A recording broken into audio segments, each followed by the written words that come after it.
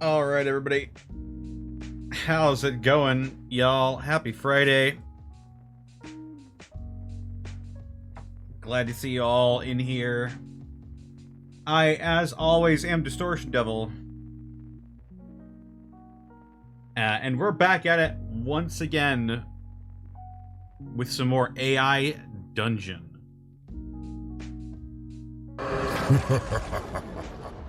The pact is sealed. My power is yours. Lady Boots, thank you for the 15 months of subbing AI Dungeon. AI Dungeon. So I'm just gonna do some of these scenarios here and just see what happens. So we've got this one of the highest rated scenarios on here is called Death Battle. Death Battle Simulator by the AI. Just type in the names of any characters for any fantasy fight you wanted to see and let the AI do its job. Death Battle is a fight arena between two fictional or real fighters. The fights are 1v1s and are to the death. Okay, so let's go ahead and I'll play this scenario. Enter the name of the first fighter. Oh, hang on. I'll go ahead and put that right there. There we go. So, enter the name of the first fighter. Now, who should we have? Who should we have being our fighters here?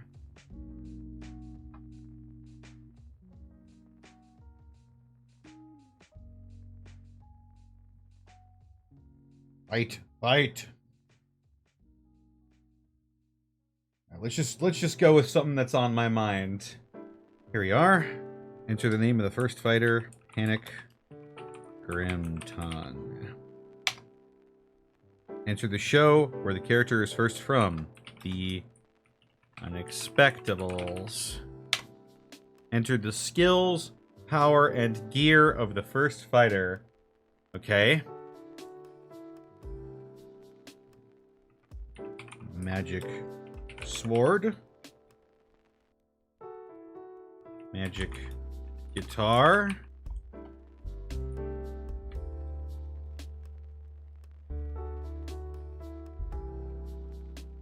The ability to summon a demon that he cannot completely control.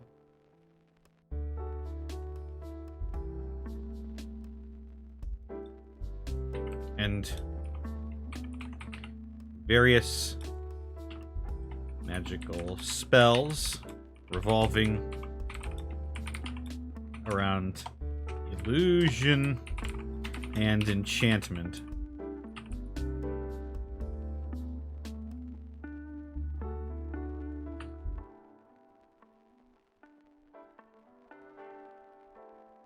Enter the name of the second fighter. So who's Panic gonna fight here?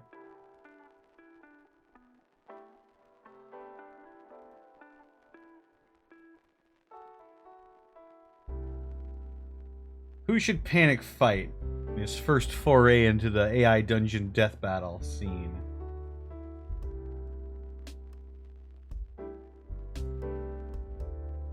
Wolfgang? Oh boy. Tiengo? Oh god, Panic 1v1's Tiengo?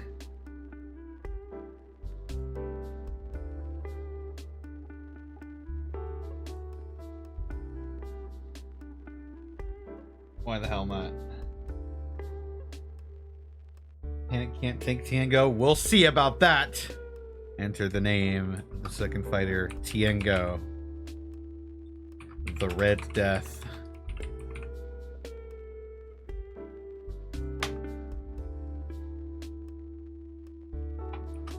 He is also from the Unexpectables. Enter skills, power, and gear of second fighter. Healing factor.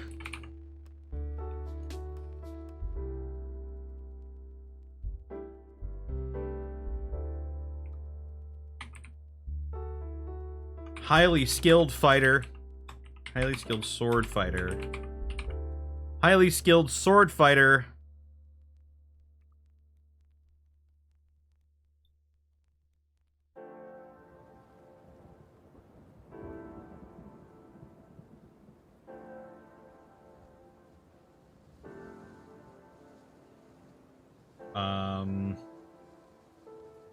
Immense strength. And constitution. The pact is sealed. My power is yours. Lapronica, thank you for the sub. Please enjoy the show ad-free and also your emotes. Hey. Hello. Hey. Hey. Hey. Oh, he can't hear me, can he? No, he can't. Hey.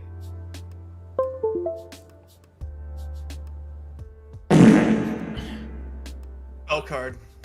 Yeah. What's up? Spell card.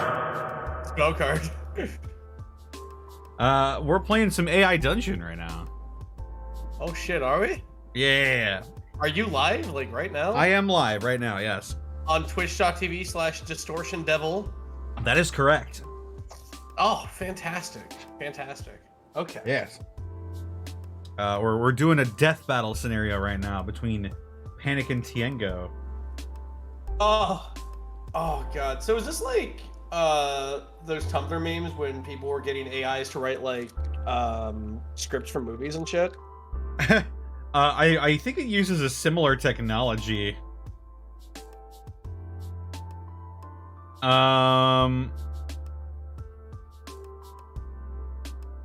So who's the first for... person? So who's the this is the second person. So for the first person, did you enter the skills, powers, and gear of Panic? Did you also mention his immense penis size?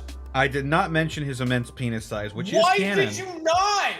I didn't think it would come up. This is tagged as a not safe for work scenario, so I feared that it might be brought up. It's the source of his power. Omnimall looked down and went, "Nice cock."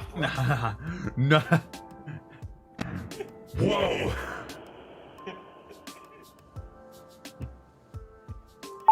Whoa! Speech and just Panic rips off his pants mid-sentence, and he's just like, "Whoa!" Damn, great grandson! Nice cock! And he's just like, "Thank you." Thanks. You can go away now. Yeah, no, I'm done. you guys can leave. Take your. Right. Bye, I guess. Do you even want to keep doing this? No, I'm good. That was weird. Take your daughter or whatever. I don't know. Let's see. So Tiengo has a healing factor, is a highly skilled swordsman, has immense strength and constitution. That's pretty much all we know about him. What? You're not generating story. You're not gonna put in he loves reading rom-coms? I didn't think it would come up. Oh god, hang on.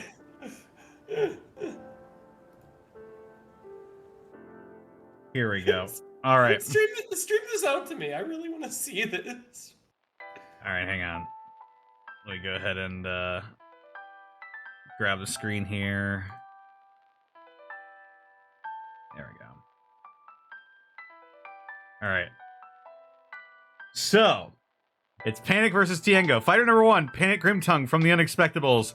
Panic Grimtongue's skills and gear and magical powers are a magic sword, a magic guitar, the ability to summon a demon that he cannot completely control, and various magical spells revolving around illusion and enchantment. Versus Fighter number 2, Tiengo the Red Death from the Unexpectables. Tiengo the Red Death's skills and powers are a healing factor, highly skilled sword fighter, immense strength, and constitution. The fight begins. The two fighters stare at each other in the eyes and begin to swing their weapons. They both dodge most of the other's attacks, but as you can see, Panic is slightly more skilled. Ooh! Yeah! My boy!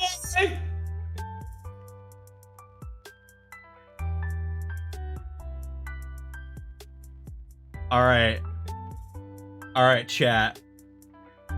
What's? Let's see here. What should we do here? So Panic is slightly more skilled.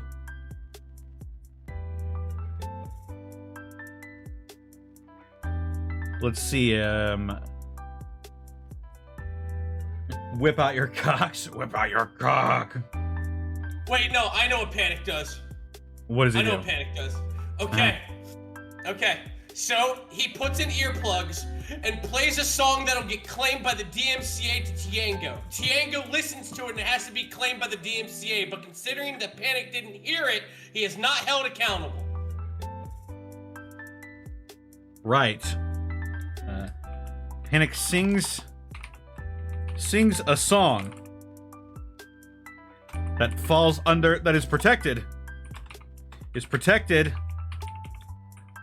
under the unter the Digital Millennium Copyright Act.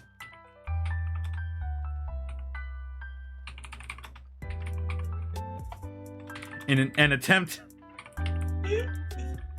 to get Tiango's Twitch account banned.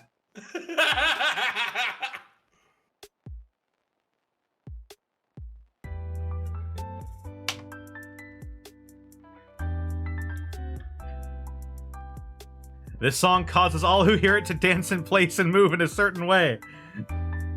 I mean, he does have access to, that demon dance thing, right? It's Otto's irresistible dance. Ooh. This song causes all who hear it to dance in place and move in a certain way. Panic, Ransack says, Panic whips out his dick, casts vicious mockery with it. Monty goes, isn't that a vocal spell? Panic, it speaks for itself.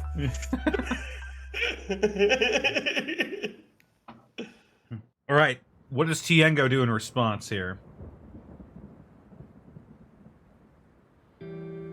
Oh, I thought the AI would just go ahead and Yeah, me too, honestly. for you. Me too, honestly. Alright. Tiango, realizing his immense strength and constitution may not win the day for him because Panic is slightly more skilled, attempts to go ahead and exhaust Panic emotionally by reciting to him. Oh, hold on. Hold on.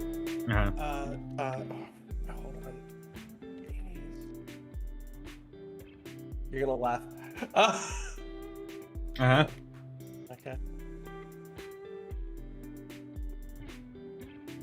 Okay.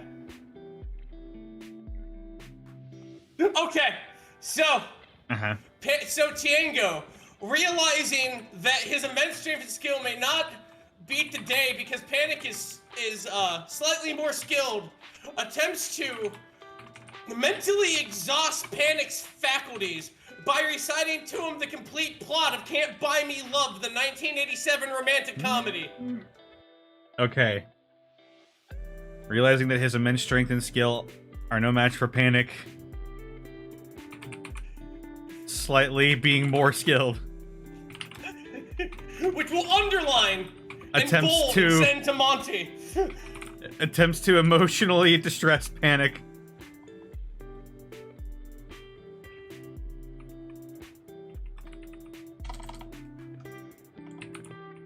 What does he do? What is he? Attempts to emotionally distress Panic by reciting the plot of the 1987 romantic comedy Can't Buy Me Love, starring Patrick Dempsey, Amanda Peterson, and Courtney Gaines.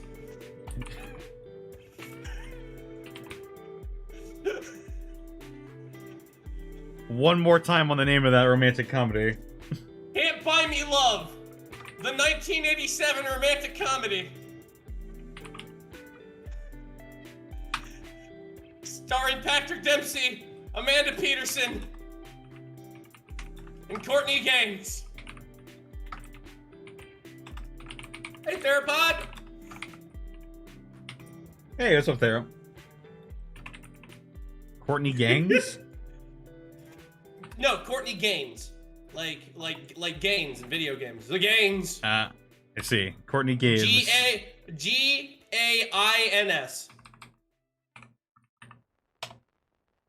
I see. Yes! NS, but you know what? You're close enough. Fuck it. It's fine. Games. It'll be games for this one. You, Tiengo, realizing his immense strength and skill are no match for Panic, slightly being more skilled, attempts to emotionally distress Panic by reciting the plot of the 1987 romantic comedy Can't Buy Me Love, starring Patrick Dempsey, Amanda Peterson, and Courtney Games. Tiengo, knowing that he has no chance of winning, attempts to get into Panic's head by attempting to confuse him. Think fast, you shout. Can't buy me love yet. I'm not for sale. That is actually one of the lines from that movie. That is astonishing.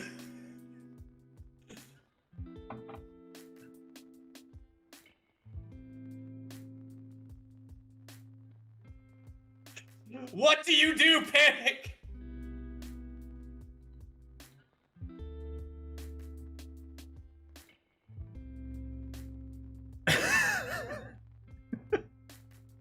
What do you do?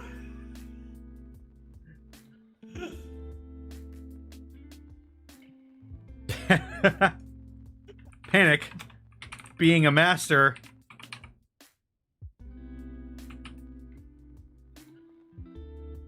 of dated references, is not faced by Tiengo.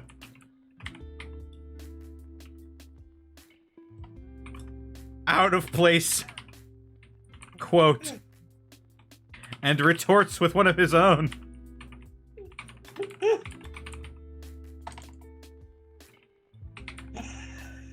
Frankly, my dear. Frankly, my dear, I don't give a damn.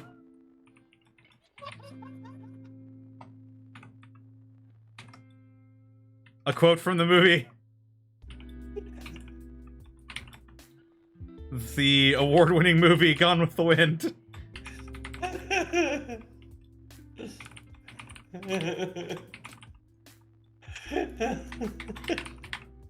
In which... Ah, yes, Gone with the Wind, the popular movie from 1939. In Starring which... Clark Gable and Vivian Leigh. A quote addressing a character named Scarlet, who just so happens to be a figure in both of their lives.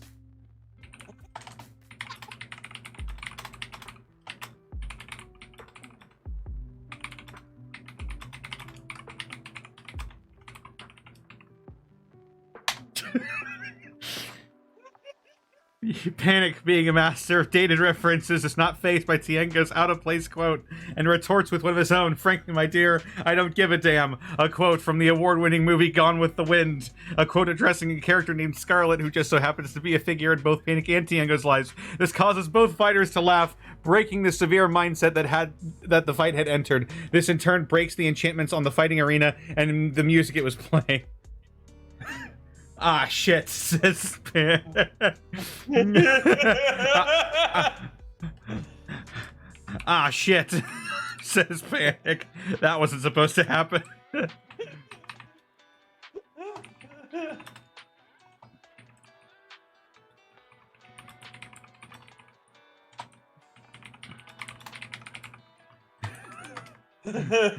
Ah, shit, says Panic. That wasn't supposed to happen. I'm just glad you didn't start singing The Sound of Music. You'd have him crying in no time, says Tiengo.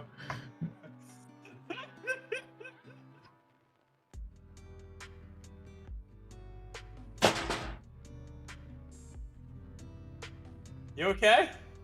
Hmm? Sounded like something fell on your end. Oh, no, I threw something in the trash. Oh, nice shot. Thank you. You're welcome. Huh. What now? Wait, Wait a minute. Who's him? Says Panic, asking quizzically.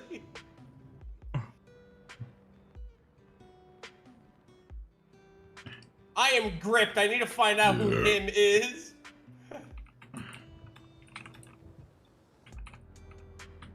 Who is him? Says Panic.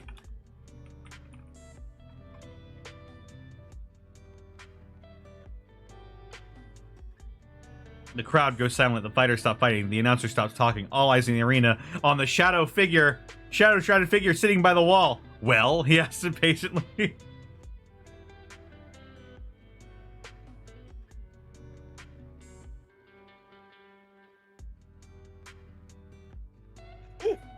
You got this one. Who is the shrouded figure sitting by the wall?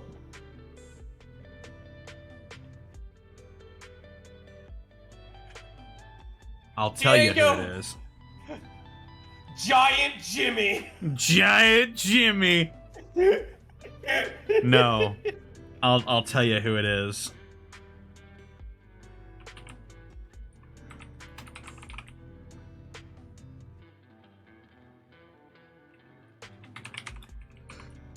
I sneezed. Oh.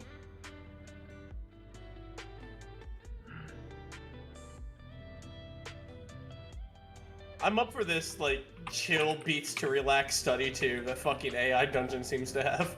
Oh no, this is just the song I have on in my background. Ooh, very nice.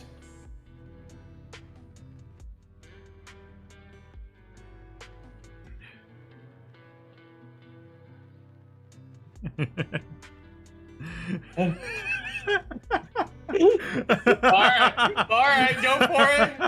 Go for it. It's me. It's me. Don't you recognize me?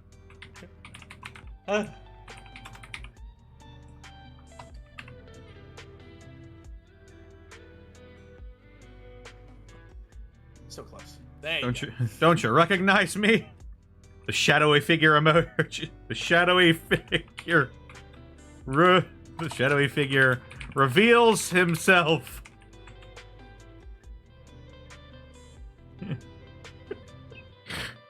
The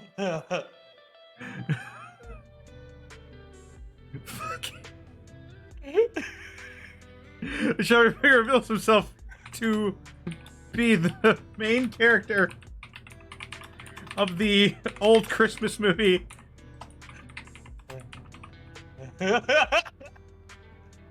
It's a Wonderful Life. George Bailey. George Bailey! I want to live again. I want to live again.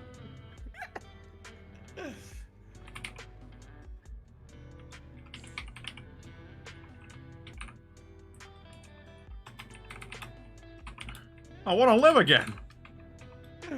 He shouts.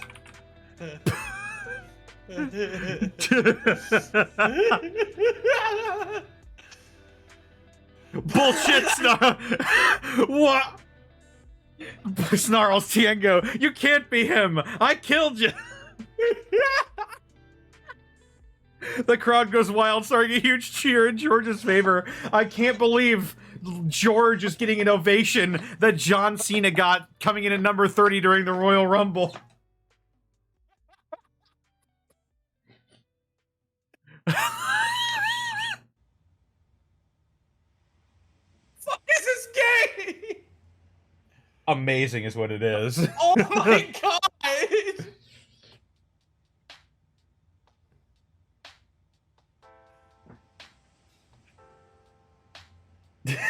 This is now a three-way fight. This is a three-way fight between Panic, Grimtongue, Tiengo the Red Death, and George Bailey from It's a Wonderful Life.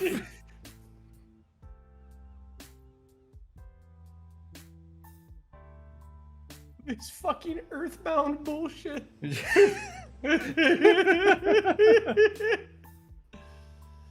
Oh.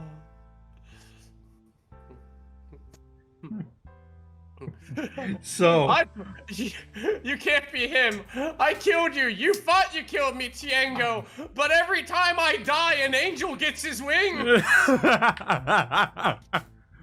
You thought you killed me, Tiengo. You only thought you killed me, Tiengo. But every time I die, an angel gets his wings. Well, every time I die, an angel gets his wings.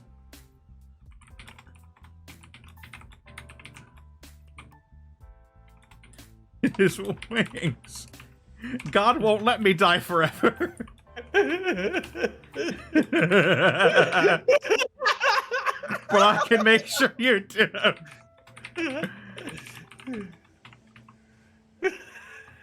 George Bailey says, rolling up his sleeves. Assuming a Queensberry rules boxing stance. Throwing off his suit jacket and undershirt in one fell swoop to reveal A Yakuza tattoo on his back. A Yakuza tattoo that looks like the angel he was talking to in the movie.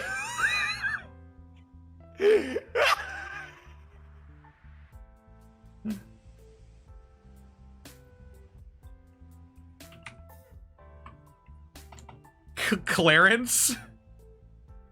Yes! Yakuza tattoo on his back. And the depiction of Clarence Oddbody. of depicting Clarence Oddbody holding a silver bell.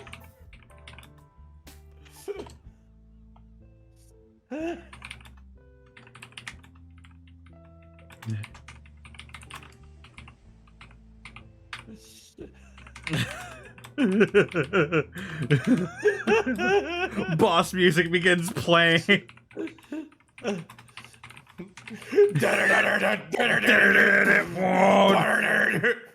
I'm gonna lay the smack down on you, Tiengo. Just you see.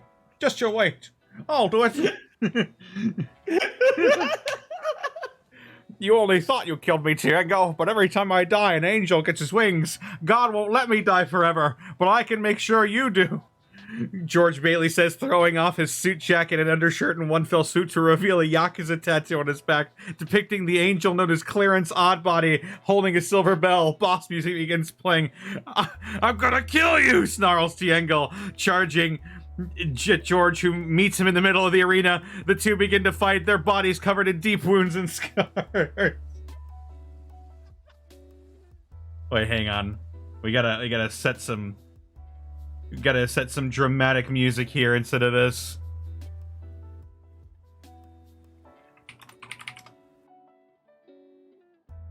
Here we go.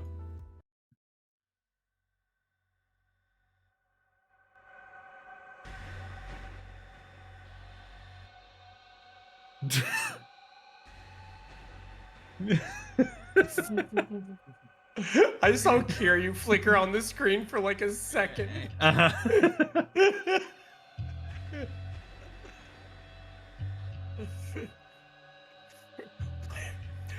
Panic plays a roaring battle anthem as both George Bailey and Tiengo the Red Death fight on like the mythical battle of Michael against Satan.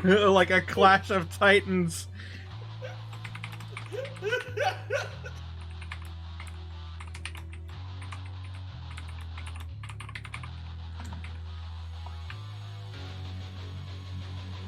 Fuck.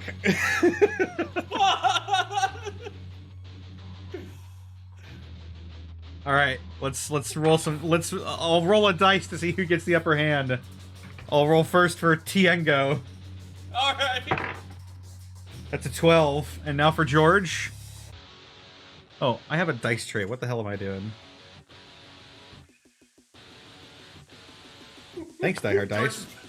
George Bailey, fourth patriarch of the Tojo clan, head of the Bailey family. Oh, I got a 4. My fucking side!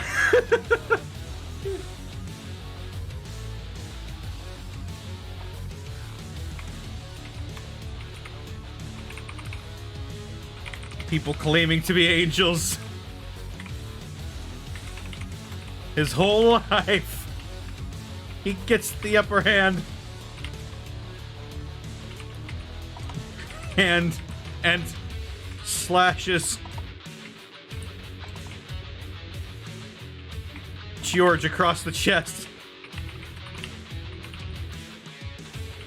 George looks worse for wear,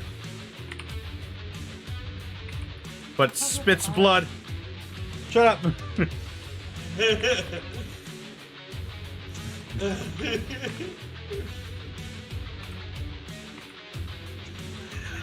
Come on, boy. I say, give me everything you got.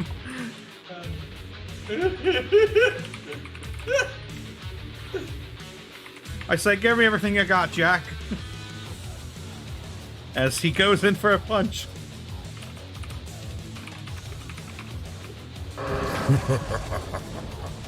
The pact is sealed. Immortals Blade, thank you for the 21 months of Prime. I have no idea what I just came into. Neither do I.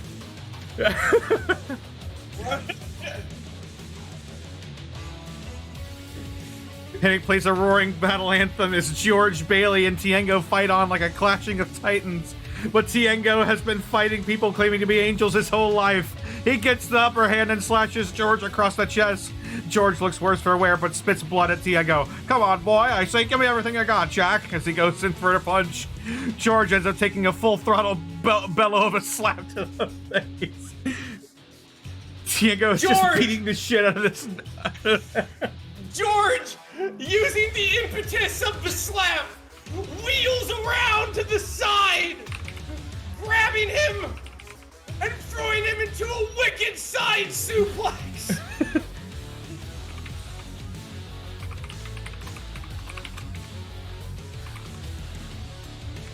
Planting him with a wicked side suplex.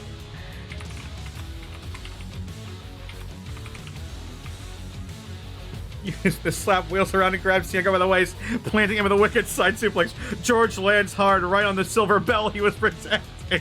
The noise is horrendous. The crowd goes wild.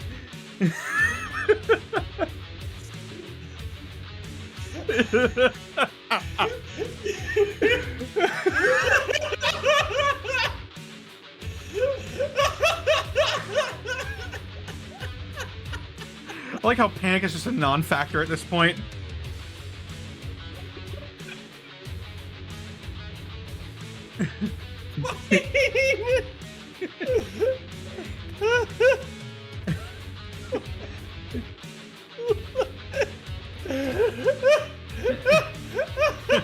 Uh-huh. Uh-huh.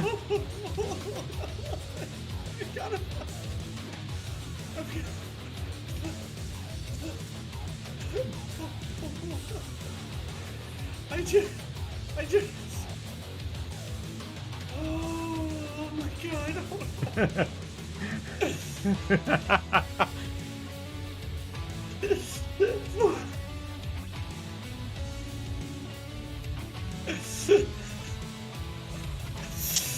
Panic has to shield his eyes from the radiant light as the bell rings. The enchantment revealed. As George Bailey changes into his role as the cowboy in the 1962 movie The Man Who Shot Liberty Valance. 6 shooters blazing as he riddles Tiengo's body. Hold on. Riddles Tiengo's mortal form.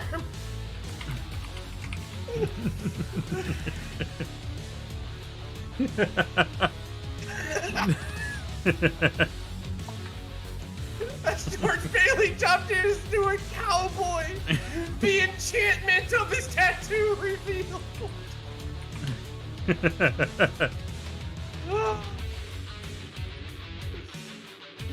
What was the name of the movie?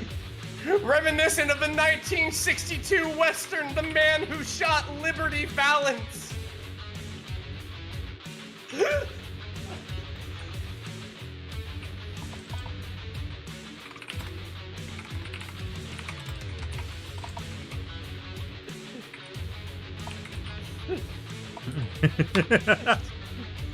Rising like a phoenix from the ashes, now as the man known as Ransom Rance Stoddard.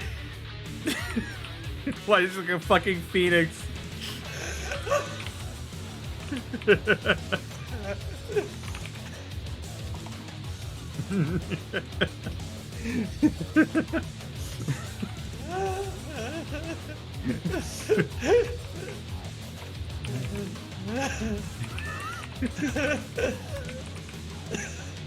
A hail of bullet fire.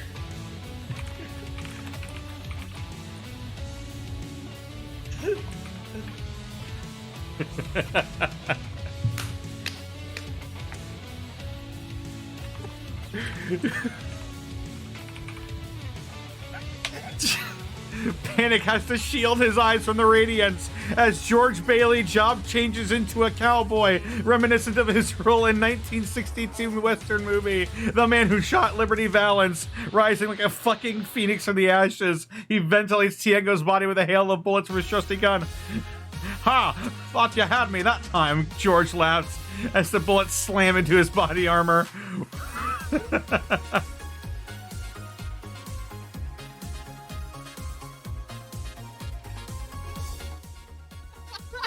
What is fucking happening here?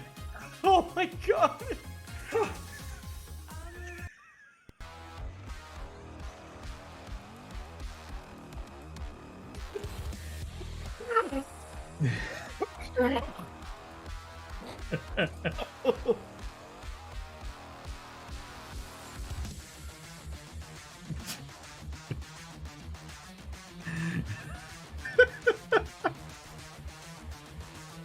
Oh my god!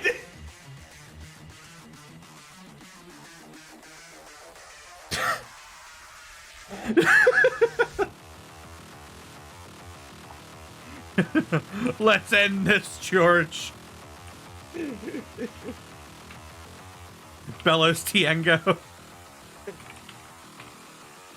Reminiscing of the time he fought George Bailey in the streets of Cleveland.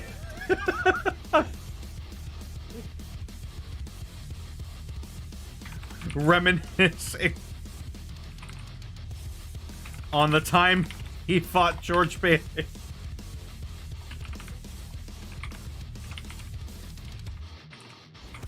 In the mean streets of Cleveland, Ohio.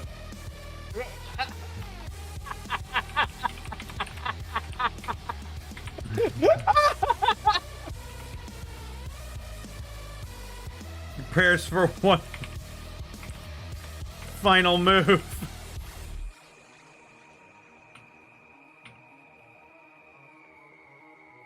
George summons a fucking horse.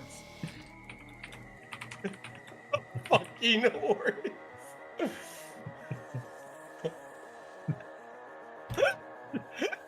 And charges as well. Intent on defeating his foe once and for all. Lasso swirling in the air like the wheel of Lazarus.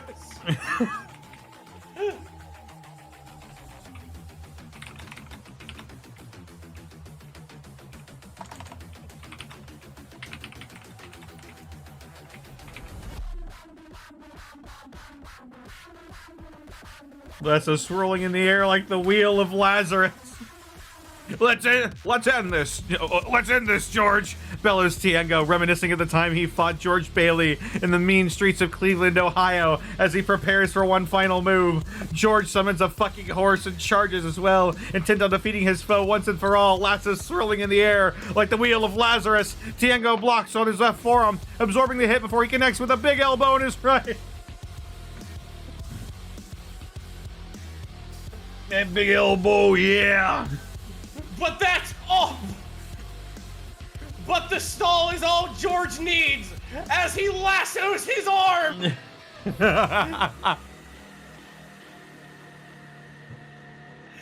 And fucking hog ties the shit out of Tiengo!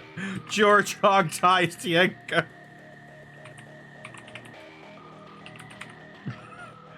George hog ties Tiengo in the rope and whirls around him, tossing him into the ropes, facing out. George dashes in, hitting him with a big right hook, then a left to the face.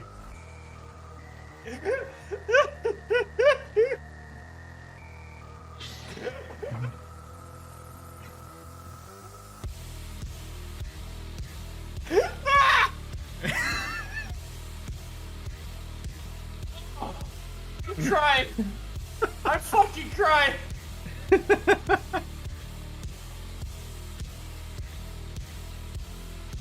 Oh my god.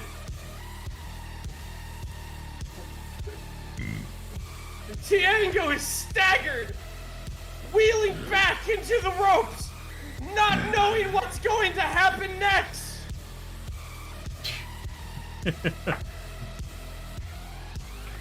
Tiengo is reeling. He staggers into George's finishing move. Yeah, let's go. He Let's staggers go into ahead. George's finishing move. A super awesome, super deadly double axe handle. It gets from there. It gets crazy as the two begin trading multiple hits.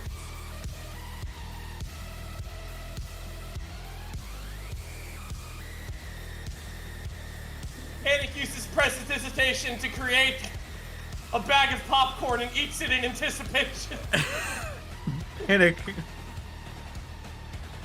summons a bag of popcorn. He eats while he watches.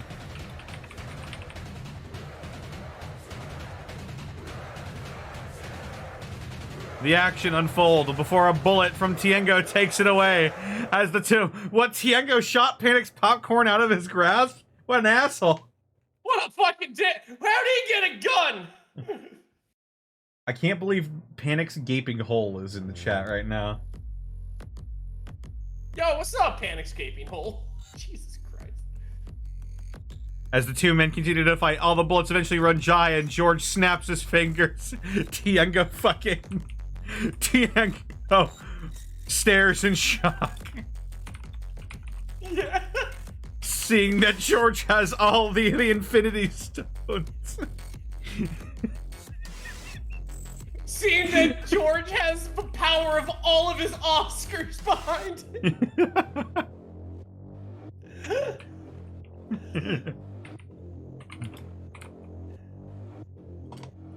Infinity Gauntlet. The Infinity Gauntlet. Tiengo dissolves. Tiengo dissolves into nothing. And stares in shock, seeing that George has the Infinity Gauntlet. Tiengo dissolves into nothing.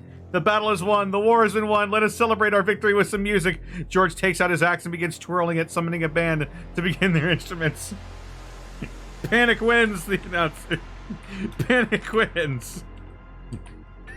The announcer cries.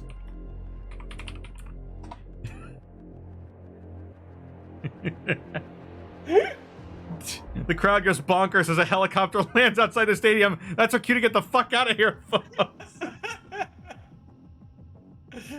Panic and George enter the helicopter hand in hand and leave moments before police arrive.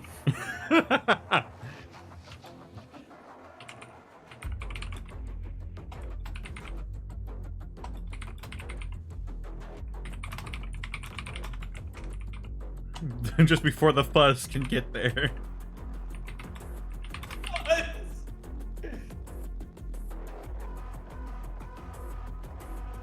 Then it begins to fly out of nowhere. Hordes of men begin popping up out of the ground. They wear no uniforms and have no manners. Wow. They just yell a lot and shoot guns. George looks over at Panic. Don't worry there, boy. This kind of thing happens often as he grabs the rocket launcher and shoots the crowd of men like the end of every Resident Evil game. Don't worry, son. This happens to me all the time. George says as he slaps Panic on the back before pulling out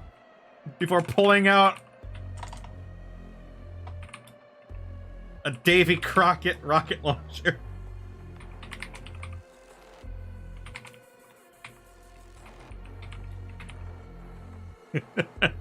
And glassing the stadium. Like the beginning of Metal Gear Solid 3.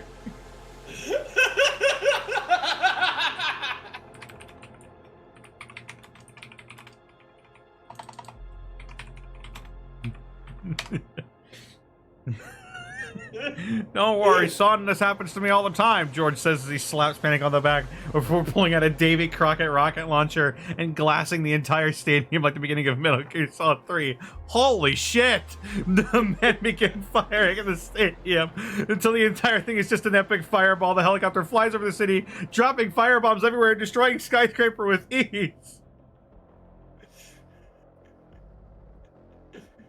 The end. Wait, yeah. Oh man, I was gonna be like,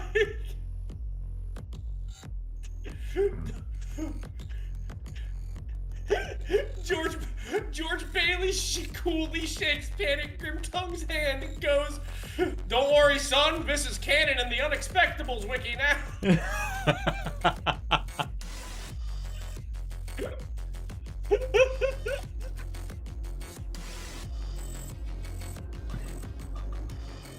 Sweet fucking shit. Amazing. An amazing story for all. I'm glad we got to share it with you, chat. This is an amazing tale. Ugh. Alright. Well, that was fun, but what now? Oh my god. Do you want to do another one? Sure. Do you have an account, by the way? No, I don't have an account. I didn't even know this. I knew this thing existed, but I didn't know how it worked. I honestly thought it was a Steam game. No, I don't believe it is. Unless it is. In which case... Hang on. AI...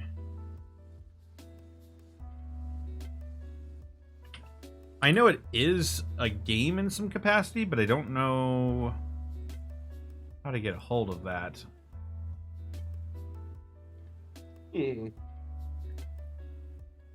Well, don't you worry your little head none. This is fine. This is fine. So what happens if I can make an account? I can also write shit in the story? Yes, you can. Oh my god! I'm getting on this. Hold on. Yeah, just Google AI Dungeon, and then it'll take like a second to make an account. While you're doing that, I'm gonna go grab myself a drink. Yeah, no, yes. I think alcohol is the only way that this could be even more crazy. He's not wrong.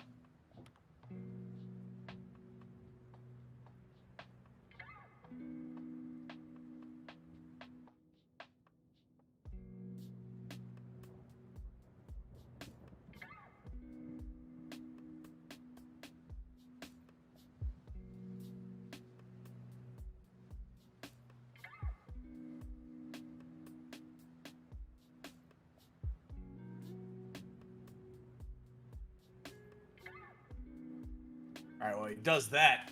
I'm gonna leave you with this music. I'm gonna do dishes real quick.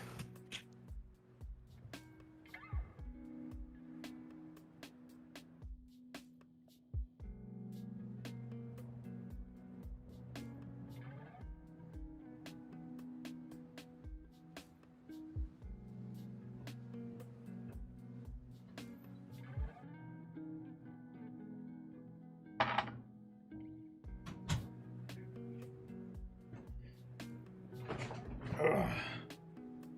I am here.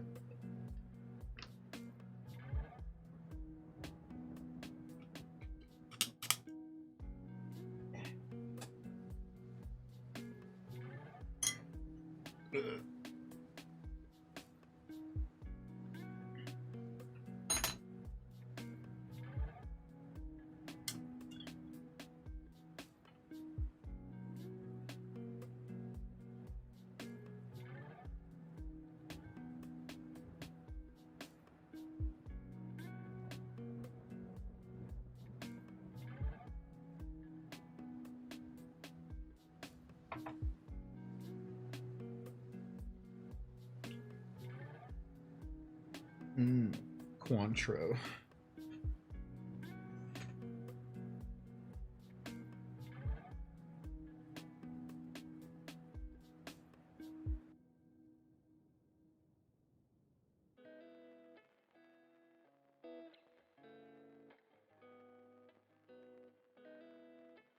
Yakuza game am I on anyway? I'm on Yakuza 4 right now, and I'll be playing some more of that tomorrow. Shortly before Gateway. Yes, let's do dishes!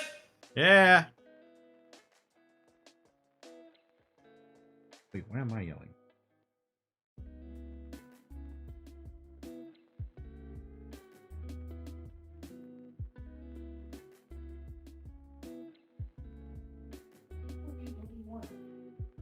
I didn't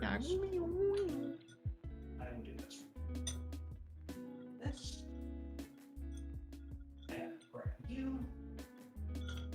Cointreau, tequila, lime juice, kosher salt.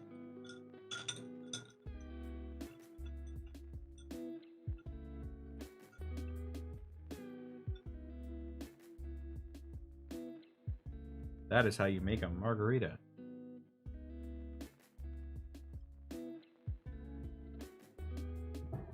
A really fucking good one. Nice job, Connor. This is delicious. You'll be pleased to know that it only took less than like a minute to make an account. Yeah. And I have made an account. Excellent. All right.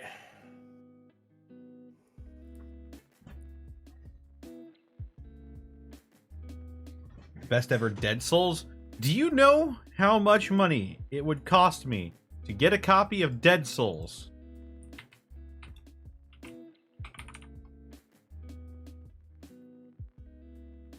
moment I find a man that has Dead Souls, I'm gonna get him heavily drunk so I can go ahead and buy it on the cheap. The second. Anywhere from $60 to $130. I love all of you dearly. I ain't gonna spend fucking all that goddamn money. Yeah, Also, I think it's only on PS3. it is I only don't on even PS3. I don't even have a PS3. $20 in the PSN store? Oh, it's on PSN? Wait, the PS3 PSN store is still active? You can't get PS3 games on PS4, can you? I have my PS3 still, but fuck me.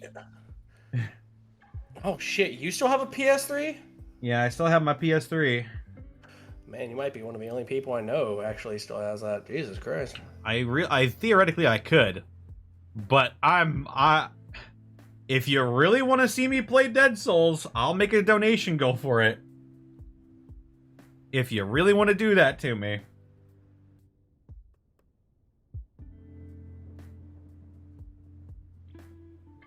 Right. So, Damn. Well, let's see here.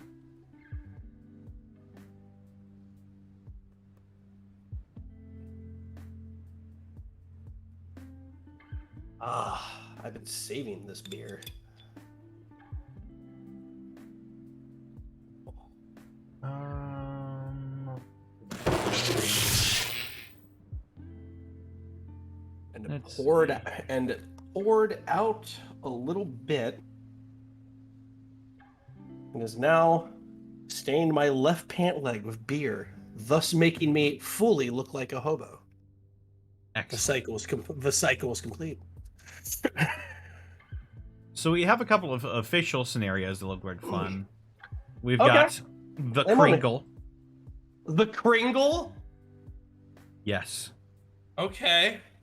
That one's San- high on my list because it sounds whimsical. Let's Santa Claus has been planning to take over the North Pole for years. He has patiently waited for the elves to grow old and weak for his retribution. The time has come. Santa Claus and his naughty ragtag team, army of elves, gnomes, fairies, dragons, candy cane vampire elves, now control the North Pole, but Santa knows that the North Pole can only remain his if he can conquer all of Kringle. To do this, Santa needs to take out two of his biggest competitors, the Easter Bunny and Jack Frost. Will you help Santa or fight back and help the elves?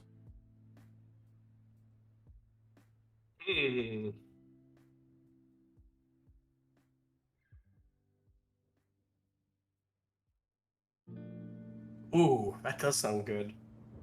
What are the other ones? Alternatively, we could do one of the fan-made scenarios. We could Okay. do Death Island. You're stranded on an island with cannibals and other dark creatures. How long can you survive? There's the SCP Foundation. You're a researcher working in the SCP Foundation. The Foundation operates beyond jurisdiction, empowered and entrusted by every major national government, with the task of containing anomalous objects, entities, and phenomena. These anomalies pose a significant threat to global security by threatening either physical or psychological harm. The Foundation secures anomalies with the goal of preventing them from falling into the hands of civilians or rival agencies. The Foundation contains anomalies with the goal of preventing their influence or effects from spreading by either relocating, concealing, or dismantling such anomalies, or by suppressing or preventing public dissemination of knowledge thereof. The Foundation protects humanity from the effects of such anomalies as well as the anomalies themselves until such time as they can either be fully understood or new theories of science can be devised based on their properties and behavior. The Foundation maintains an extensive database on information regarding anomalies required. Special containment procedures, commonly referred to as SCPs. The Foundation requires the utmost secrecy. Ooh. There is also Yoshikage Kira wants to live quietly. Your name is Yoshikage Kira. You are 33 years old. Your house is in the northeast section of Morio, where all the villas are. You are not married. You work as an employee in Kameiyu department stores. You can get home every day by 8 p.m. at the latest. You don't smoke, but you occasionally drink. You're in bed by 11 p.m. to make sure you get 8 hours of sleep no matter what. After having a glass of warm milk and doing about 20 minutes of stretches before bed, you usually have no problem sleeping until morning. Just like a baby, you wake up without any fatigue or stress in the morning. You were told there are no issues with your last medical checkup. You're trying to explain that you're a person who just wants to live a very quiet life. You take care to not trouble yourself with enemies like winning and losing. That would cause you to lose sleep at night. That is how you would deal with society. You know this is what brings you happiness, although if you were to fight, you wouldn't lose to anyone.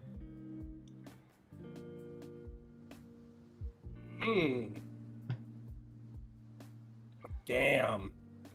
And the first choice is mine, huh? Sure. Or yeah, let's do Death Island. That sounds fun. Death Island. Let's fucking go. Let's fucking go. Okay, let's see. Now, how do I make this multiplayer?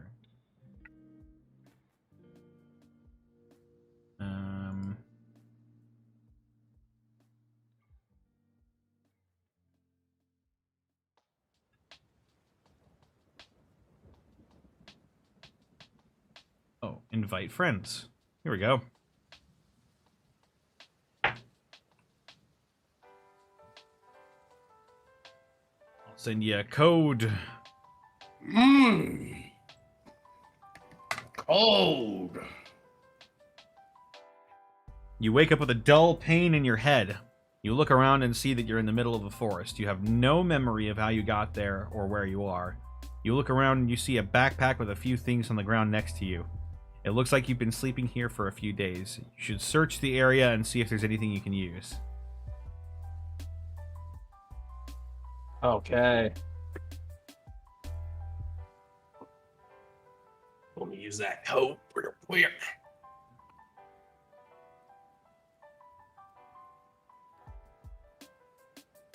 God, this code sounds like the component for a spell.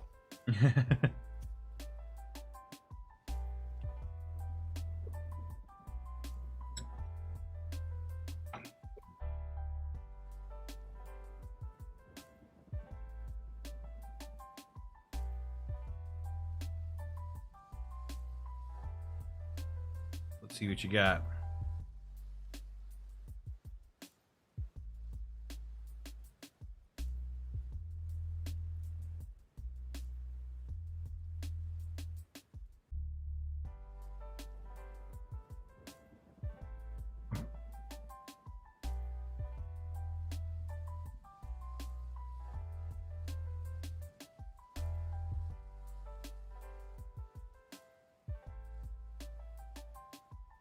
Oh, it's coming. Oh, you're gonna love this. Uh-huh.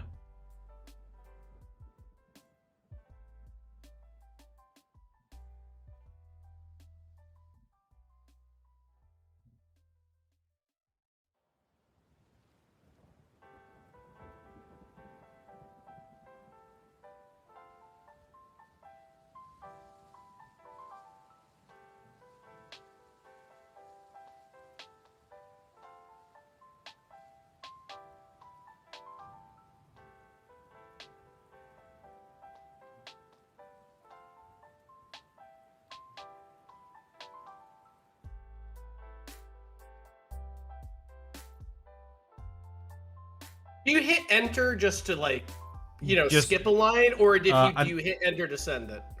You hit enter to send it, I'm pretty sure. Okay.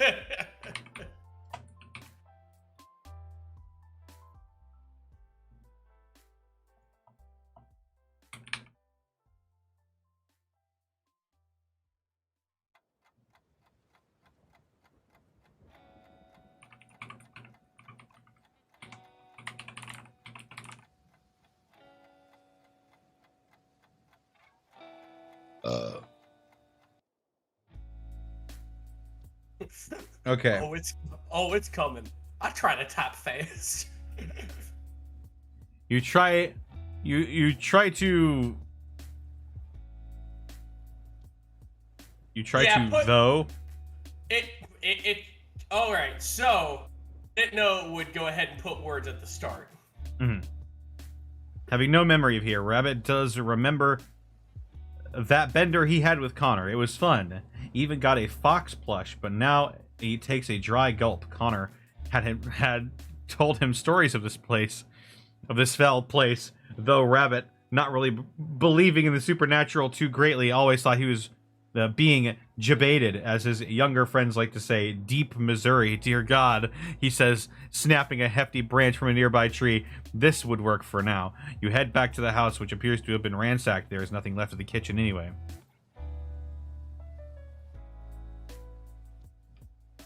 I, being Connor.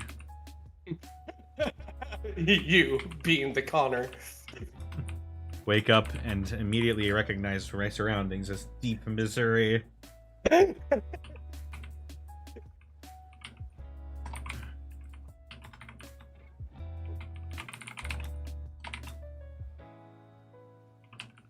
Rabbit and Connor escape from deep Missouri. Only on TiVo.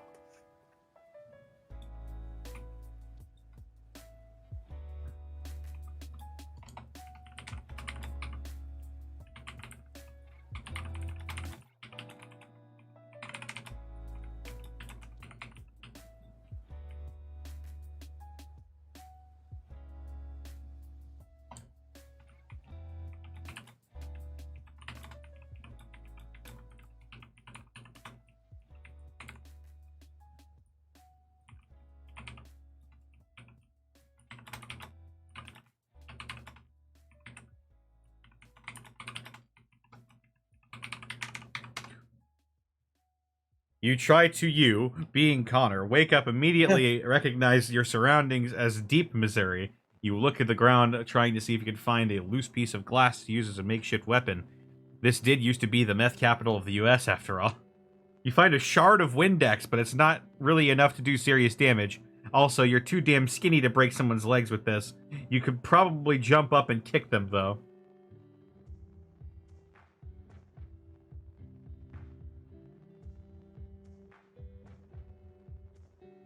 At least it ain't Alabama.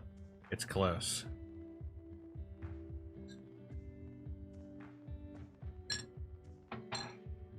This is Gulp, deep Missouri.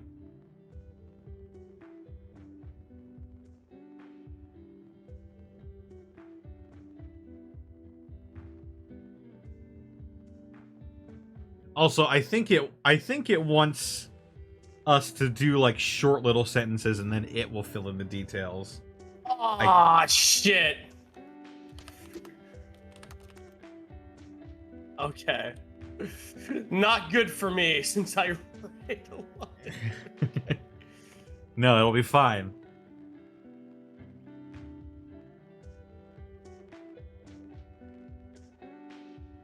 Like this is it's meant to evoke like those old text-based dungeons where it's like get ye flask. Oh, okay. You can't get ye flask. Wait a minute. I wonder what would happen if I type that. All right, you do that. Get ye flask. You tried to get ye flask. You remember that the flask is in your room. You head back to your room and you find it on your desk. You open it and smell the contents. A large cloud of gas permeates out. Ah, fuck, I forgot I farted in this.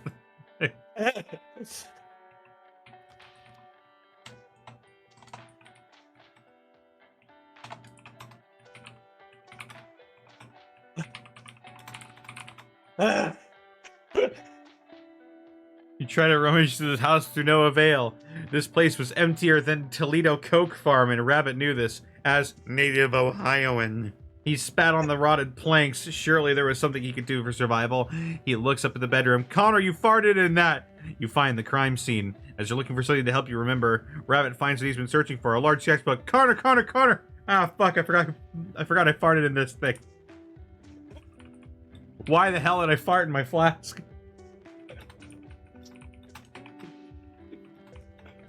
Somebody donated to you and said, please fart in flask.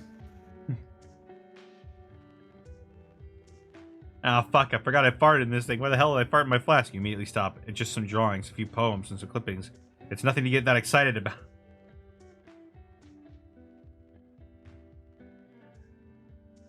Well, there I go.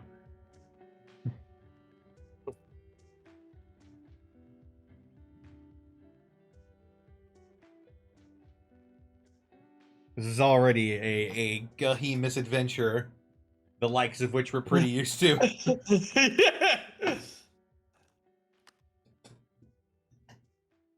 Gahi, that's an ancient two idiots isms right there. Alexa, turn on my bedroom lights.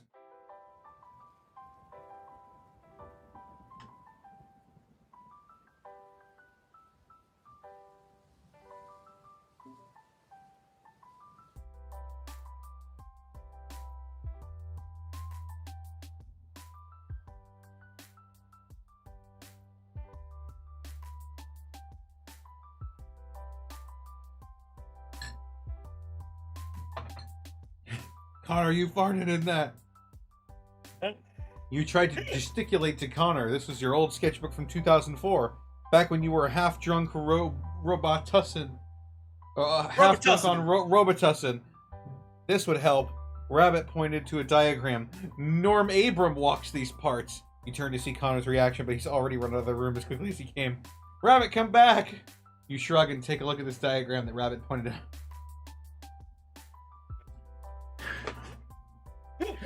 Why the hell is Norm Abram here? Because he runs the New Yankee Workshop! Why the hell is Norm Abram here?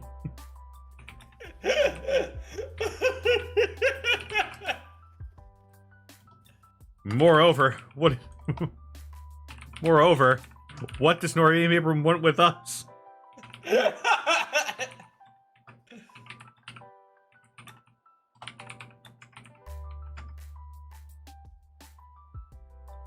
I ponder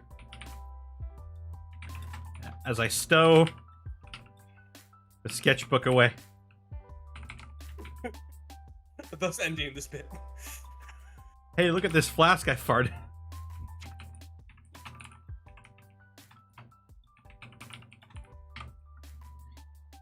You try to... Why the hell is Norm Abram here? Moreover, what does Norm Abram want with us? You ponder this use of... What the fuck?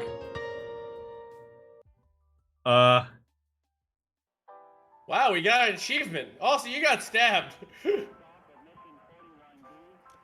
You feel a sharp pain in your side as you realize you were stabbed. You look down and see a large butcher knife with a note next to you. He did it again.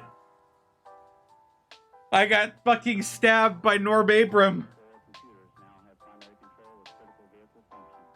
Norm Abram fucking stabbed me.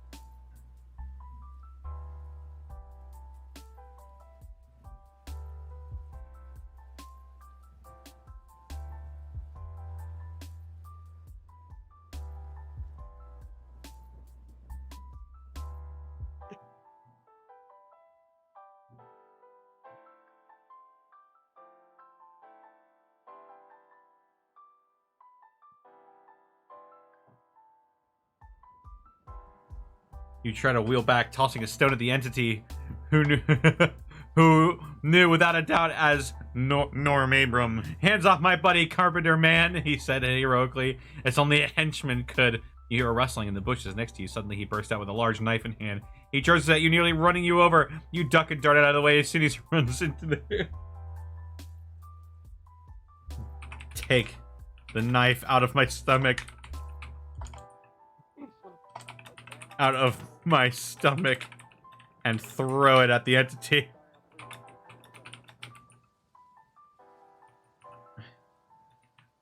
Like the end of Call of Duty Modern Warfare 2.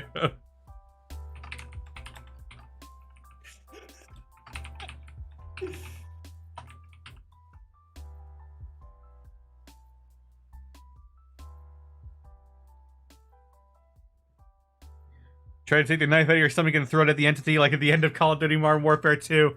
You manage to get the knife out of your stomach, but you feel a large wave of weakness overtake you. You fall to the ground atop with Connor atop you. You understand it's not going to work. You begin to cough up blood. The pain is nearly unbearable. You try not to scream, but it only makes it worse. Oh, God. Oh, no. What? I guess I did it again.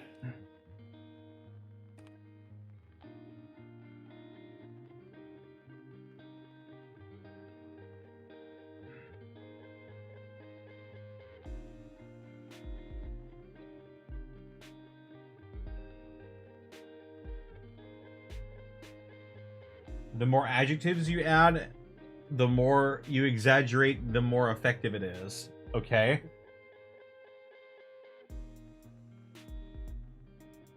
The more adjectives I add and the more I exaggerate.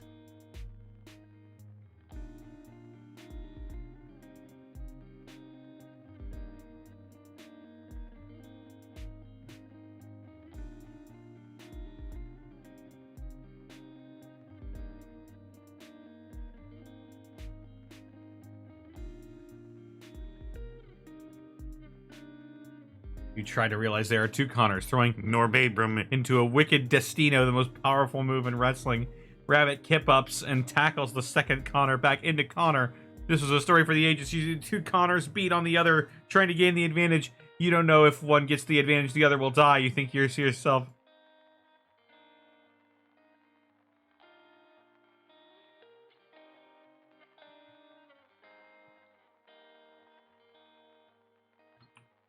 I throw the fake Connor.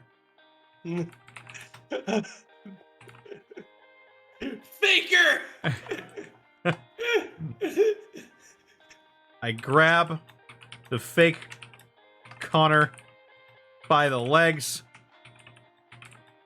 and sit on his back as I apply the walls of Jericho.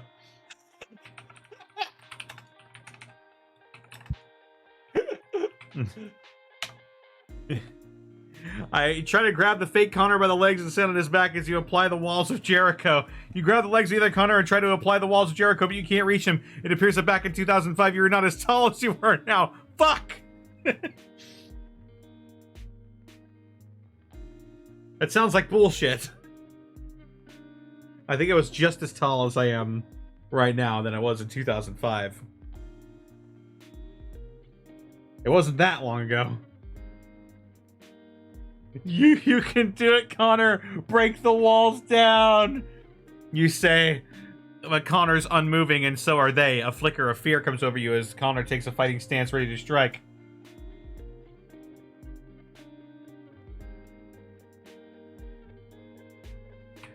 I wake back up and hook the fake Connor's ankle and getting to my feet begin to twist the other Connor's ankle, applying the fabled ankle lock made popular by Kurt Angle. Popular by Olympic gold medalist Kurt Angle.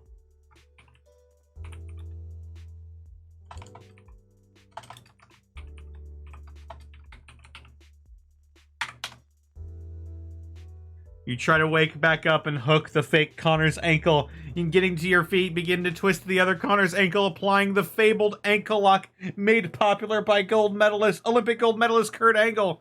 Connor begins to scream in pain as you get to the celebrated move. His screams are cut off when he vomits from the pain of his injured leg. Yeah, I got him! I got him now, brother! I got him in the ankle lock, brother! Why does it always devolve into wrestling?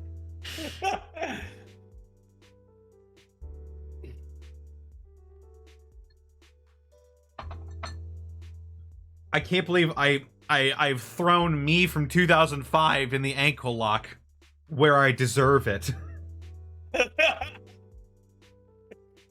Yeah, I do not recognize myself in 2005. Wish you could punch me from then too. Yeah. Sick throwing. I'm breaking my own ankle because I deserve it.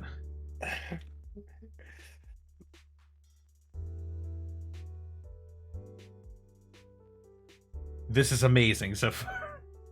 I love this.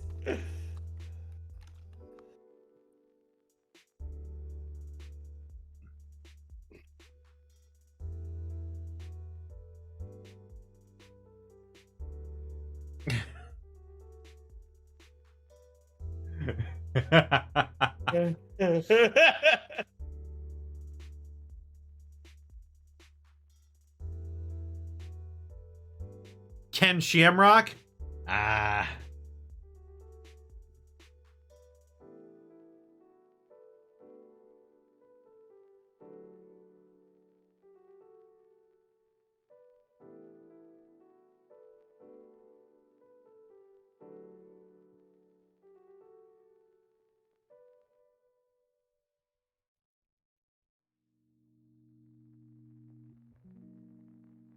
Shamrock's a fucking cool name.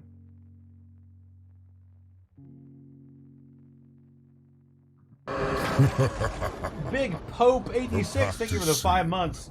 My power is yours. Brother. Oh man. Rat's typing a novel over here. Here we go. You try to grab fake Connor off the ground, grabbing the charlatan by the throat. The gods weep at what is to occur as Rabbit throws fake Connor into the most bodacious and immaculate choke slam as stylized by famous wrestler The Undertaker. You grab the back of the neck of the faker and begin to force his head into your knee. The faker tries to resist, but he is weak in character and whimpering pathetically. Yeah, this sounds like me in 2005.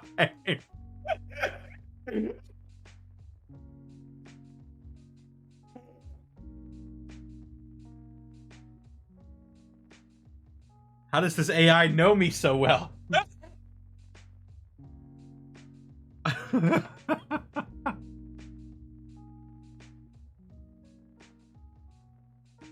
shout, tap, motherfucker, tap! Yeah, this is us in a haunted land. That motherfucker! The werewolf in the bushes is like, I don't even want to fuck with you. As I wrench fake Connor's ankle. Stupid shitty ankle. Stupid shitty ankle. Stupid shitty ankle even more. This is what you get for being a fucking degenerate.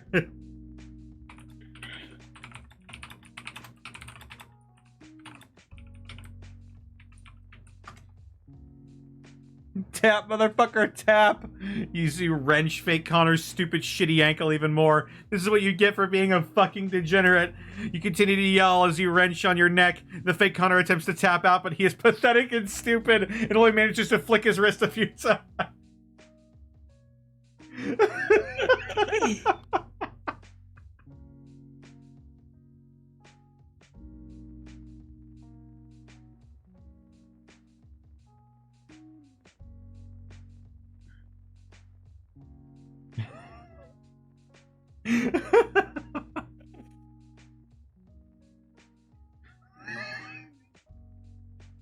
I can't believe this weird island manifested my inner demons and I threw them in a chokehold and the ankle lock at the same time.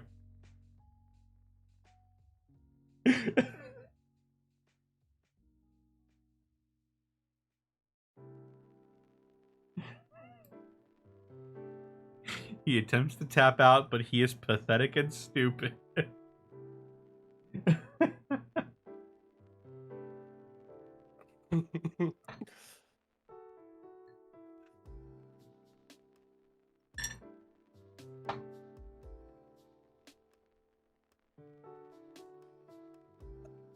You try to say, clown, clown, clown, clown, clown.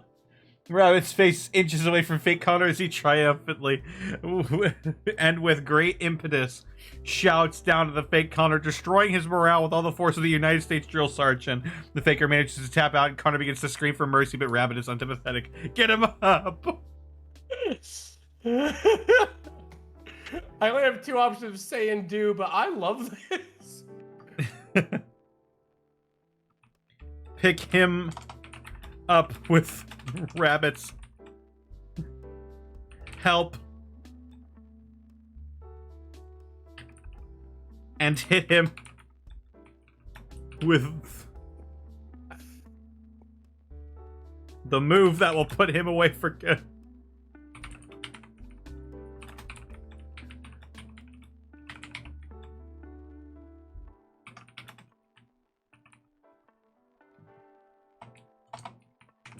The Magic Killer, as made popular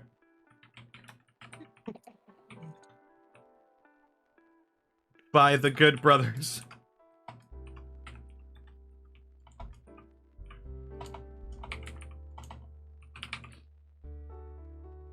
Slamming him face first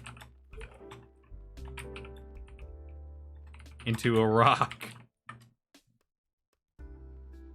You try to pick him up with Rabbit's help and hit him with the move that will put him away for good. The Magic Killer, as made popular by the Good Brothers, slamming him face first into a rock.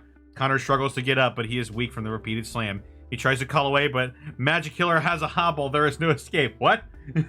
Hold on. I can work with this.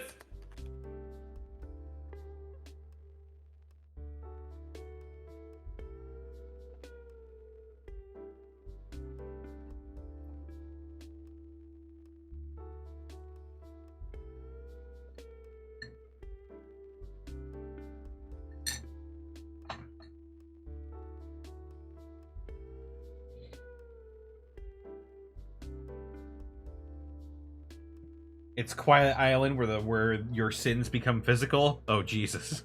Oh no, I don't want that.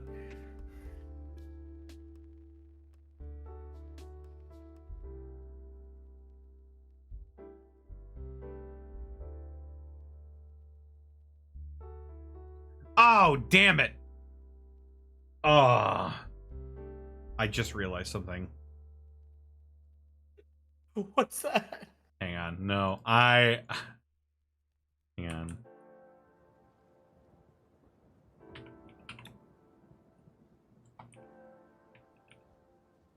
I just realized I missed AEW Rampage. Oh fuck. Well, Bosco was supposed to tell me when the fuck that happened. Tonight. Damn. Well, you said it was gonna be tonight, but I said toss me a DM when you're watching it. All right, so. Man. So. Okay. So this probably isn't the place you want to hear this, folks. So if you want to avoid AEW spoilers, now is the time. I can't believe they actually pulled the fucking trigger on it. CM Punk has returned to professional wrestling as of 50 minutes ago.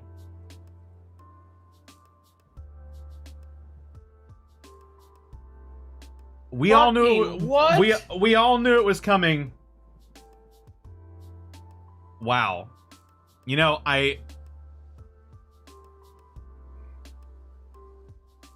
fuck.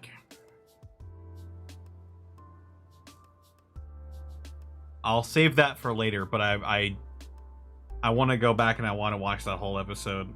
Shit.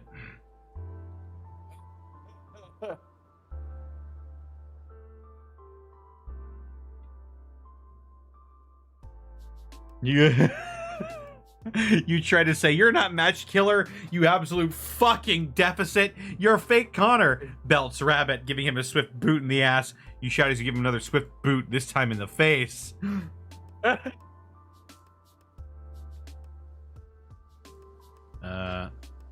Steal fake Connor's wallet.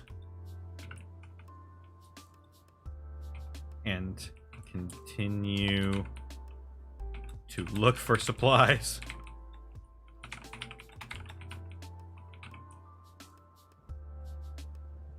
live react to it.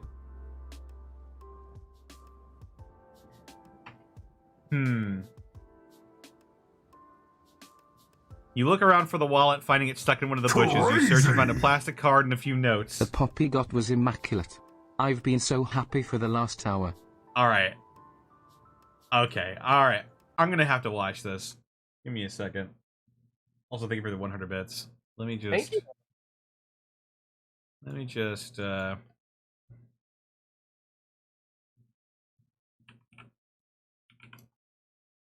bet if I type AEW, it'll be the first thing I see. Okay, hang on.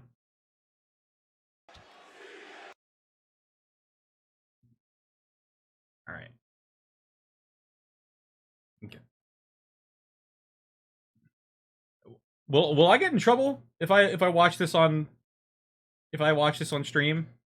I have no idea. It's on YouTube. It should be fine.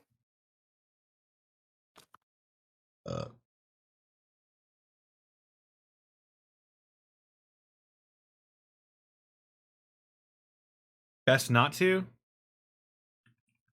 Hang on. What if I go to AEW's official YouTube?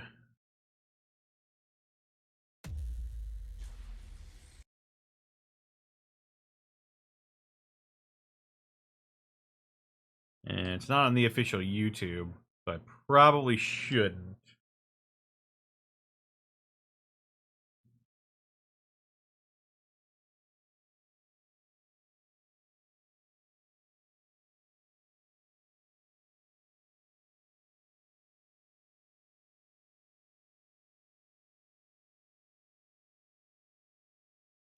Yeah, I probably shouldn't. I'll react to it later. I really want to watch it though. I'm a rube. I'm a rube. I can't believe I missed it. Damn me streaming on Fridays. Or Saturdays, even.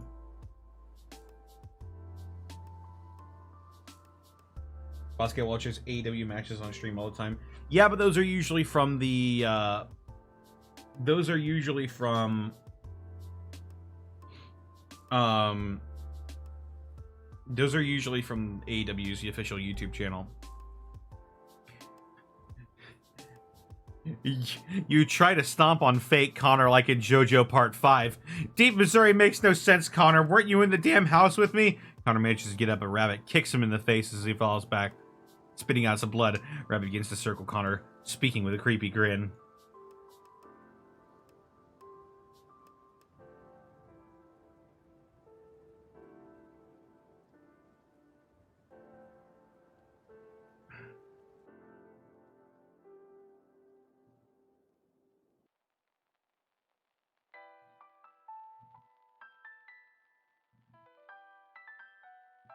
AEW's official Twitter has the whole thing?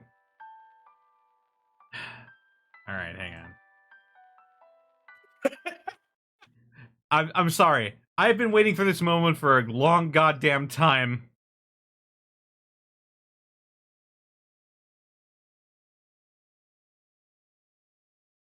Just need to message Bosco real quick.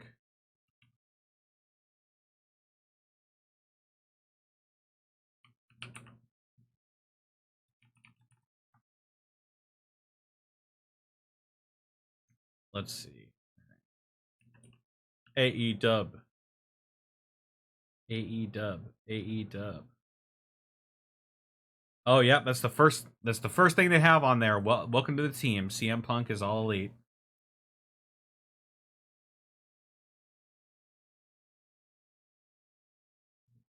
That wasn't the... Is this it? Welcome back. Nah.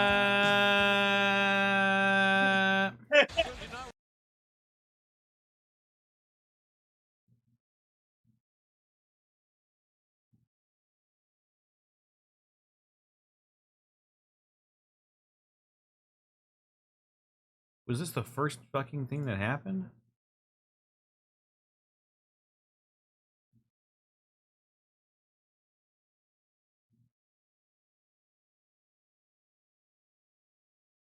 Gotta find out if he comes out to Cult of Personality.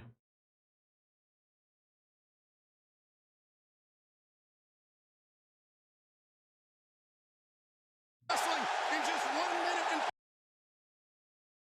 Come on.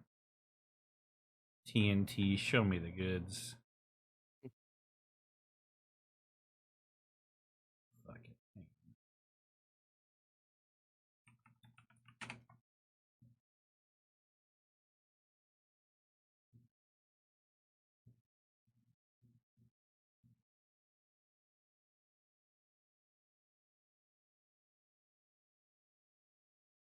Here we go. All right, hang on. Let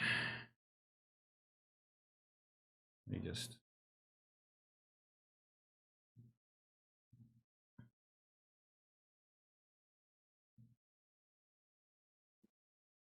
All right, and we're sure I'm not gonna get. Oh, here we go.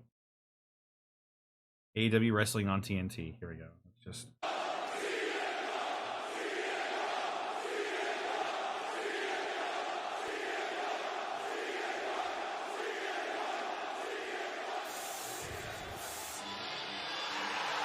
Oh, there we go.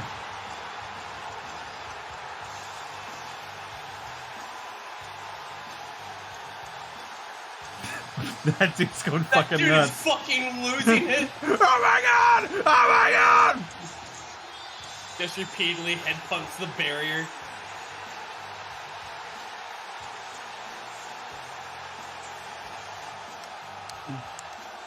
The crowd is losing their goddamn minds.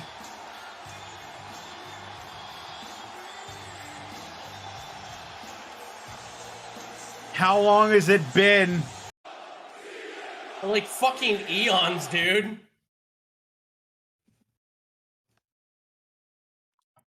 All right, well, there it is. That's the part I wanted to see. I'll watch the whole thing later, but yeah, there we go. I don't want to There stretch you it go. any more than I already have. Eh, probably wise. Look in my eyes, what do you see? Potatoes. Arms. Legs.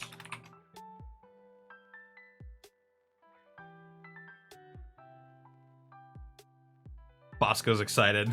All right. Let's see.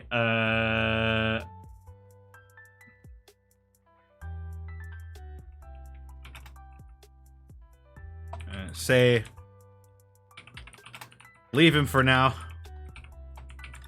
He knows he's been defeated.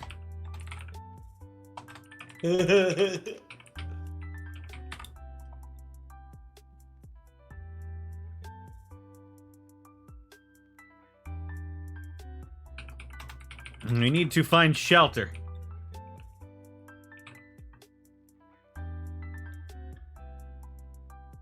Try to say, leave him for now. He knows he's been defeated. We need to find shelter. Rabbit looks at you for a moment. Connor's been defeated. It's time to see about us.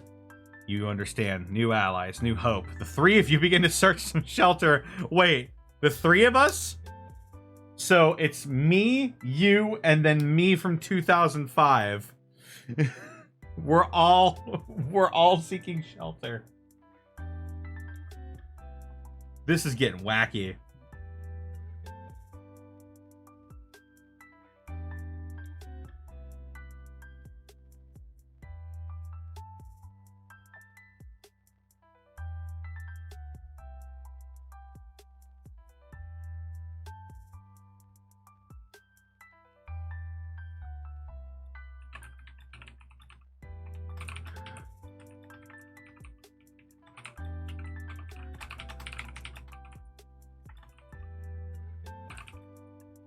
Oop, hold on a minute.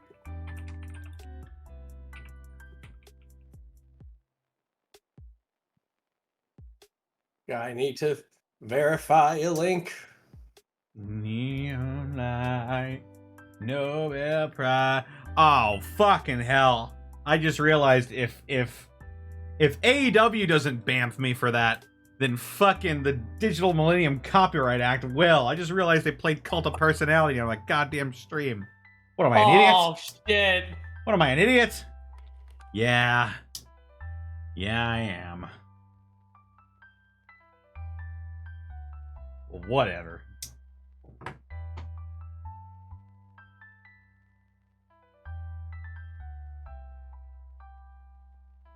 I'm sure it's fine. I'm sure nothing will go wrong.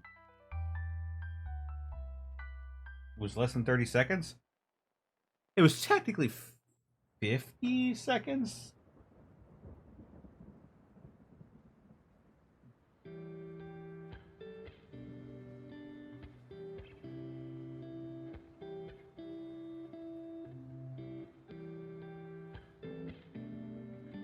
There was enough background noise to mask it? Hopefully.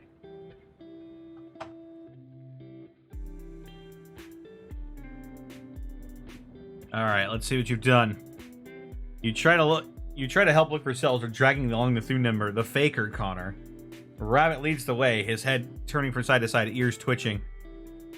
The War Master trails, but what? The War Master? The War Who the Master fuck is now. Is that me? I don't know. His moans loud and long. The War Master?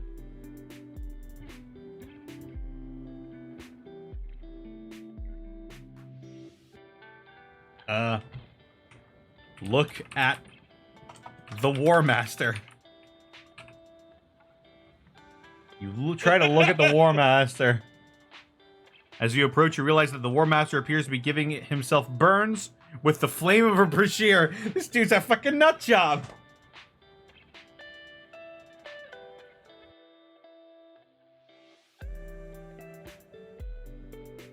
This guy's a fucking lunatic. Give me that brazier.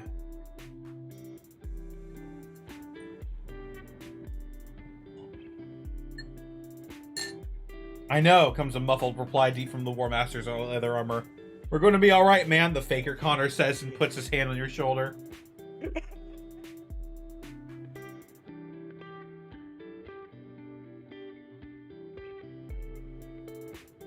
Let's see. Look for shelter.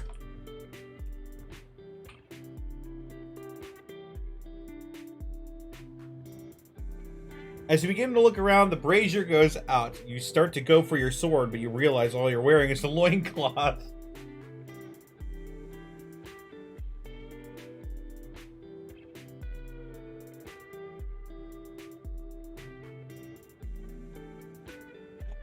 You try to say, who disrobed me? Just some bad prep work, particularly can't fix, the faker Connor remarks, and begins tinkering with your armor. As he works, you look around at the scene. What are you being punked? You try to fart. You release your breath, watching as the warm air passes through your lips and out. We need to get out of here. There's a storm coming, the War Master remarks. I know.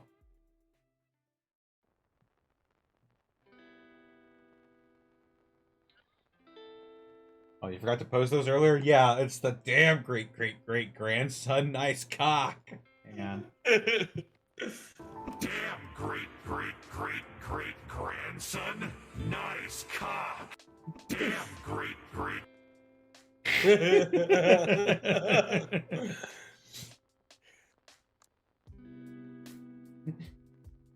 Excellent.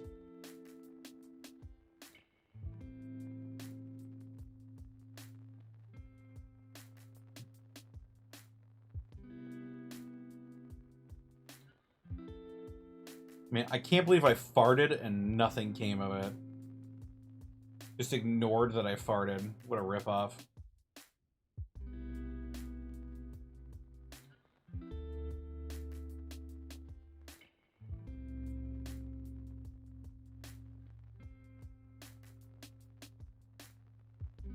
You spot a cave and a wall. That'll do. Reminds me of camping back in the day. You begin to walk, Rabbit leading the way. So what's your name? The faker Connor asks. The militia guy didn't give it.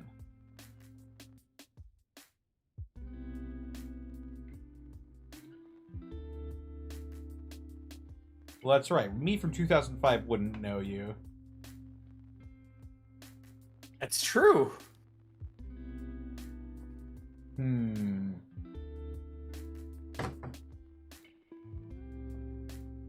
I say, who is this militia guy?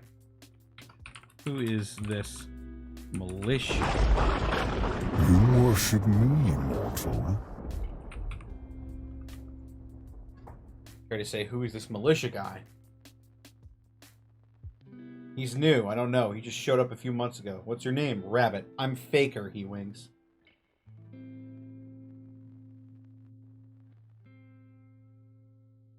So our allies are me, you, Faker Connor from 2005, and the War Master, which I can only assume is a werewolf of the Brazieren on fire. I think the game thinks that I'm the War Master.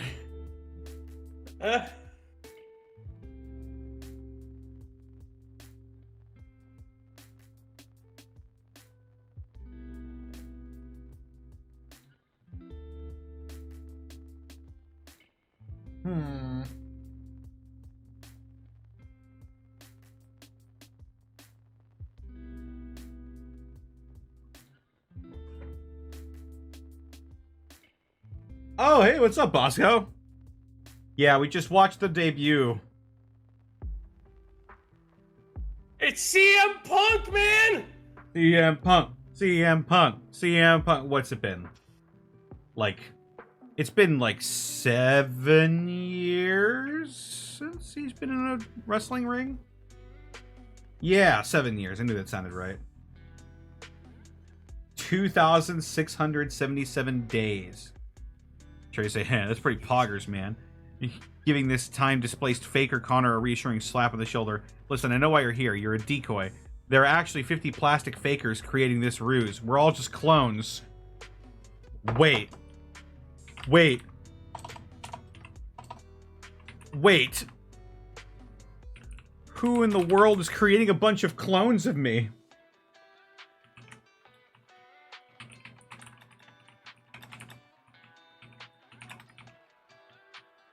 And why the shittier 2005 model?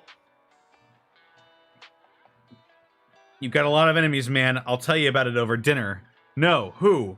Clay and Gello. They own the facility. What do they want? Who are Clay and Gello?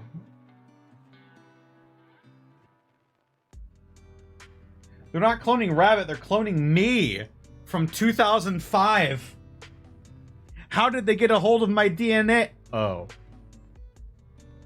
All over the place, man. Damn. This is a weird episode of Gateway.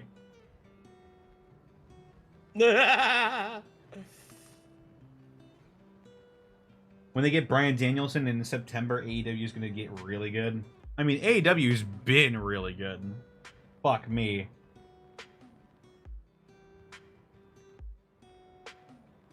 They're also getting Flair? Ric Flair?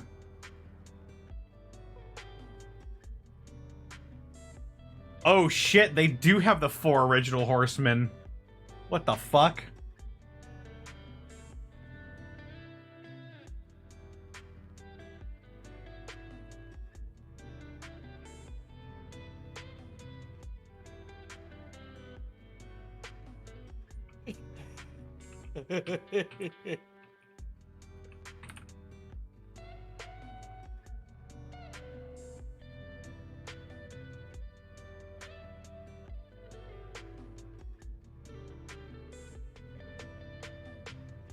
Alright, it's all you, Connor.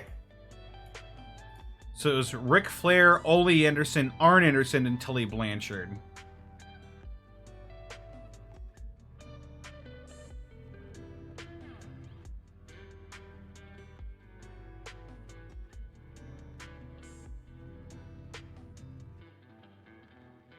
It is genuinely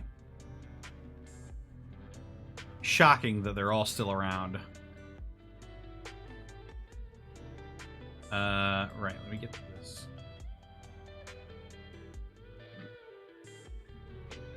JJ Dillon is in AEW, but Ole isn't there?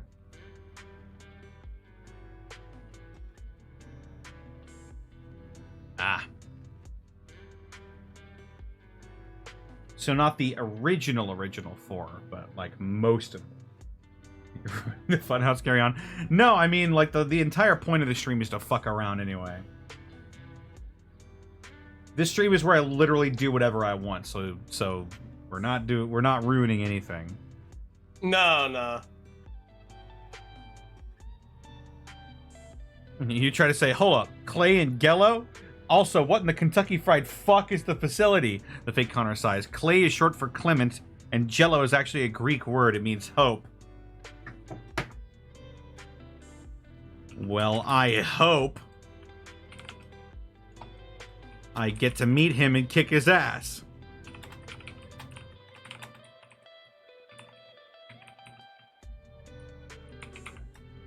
Nobody clones me from 2005 and gets away with it.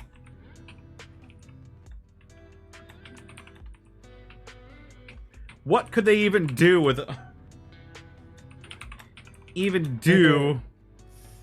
How old was I in 2005? Alexa, Your age minus 11. how Your age minus 11. Subtraction. how the fuck did you... Ugh. My age minus 11? I'd be 17. Yep. Okay. What could they even do with an army of degenerate 17-year-olds anyway?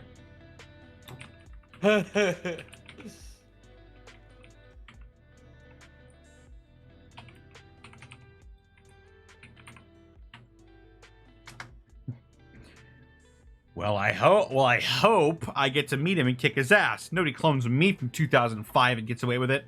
What would they even do with an army of degenerate 17-year-olds anyway? Who created you? The facility. Why? I don't know. Why? It's a stupid question. You're there to spy.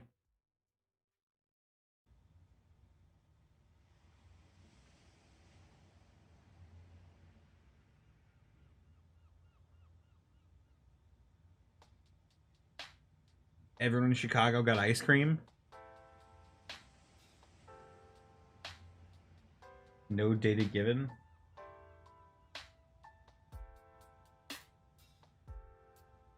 He gave them all an ice cream bar? Oh my god. Because of course he did. Oh yeah, right there. Because of course he did.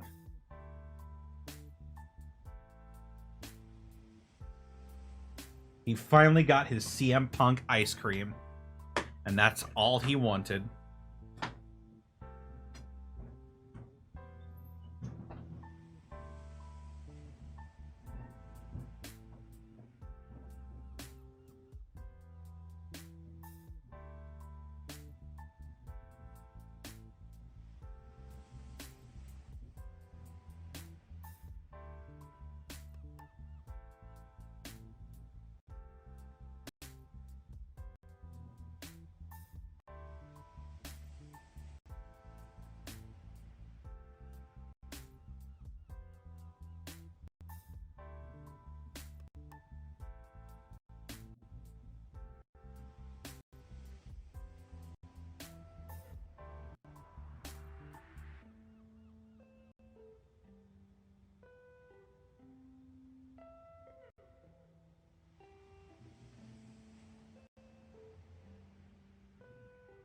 Woo.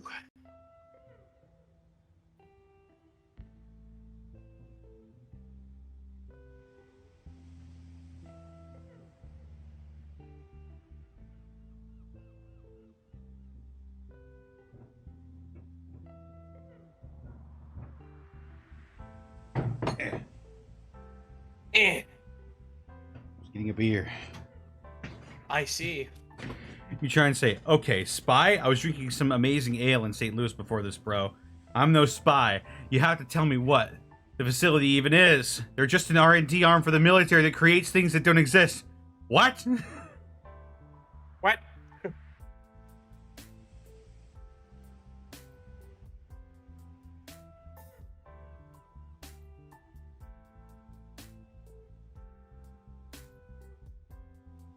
Bosco, were you like actually there? Were you there in Chicago?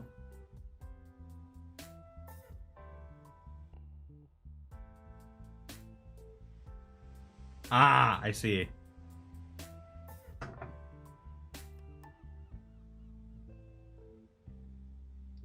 there wasn't a pandemic, you'd be there. Yeah, I know, buddy.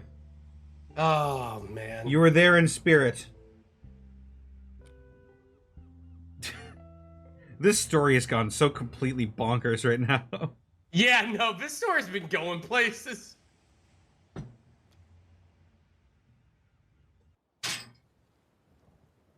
Got another beer.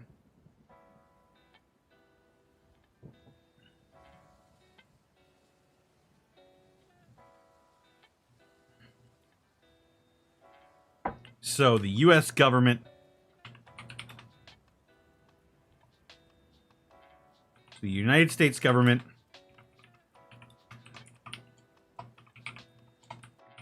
has been creating clones of me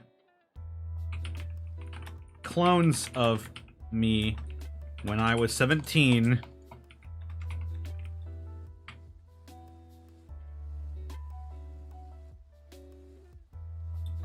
to act as spies?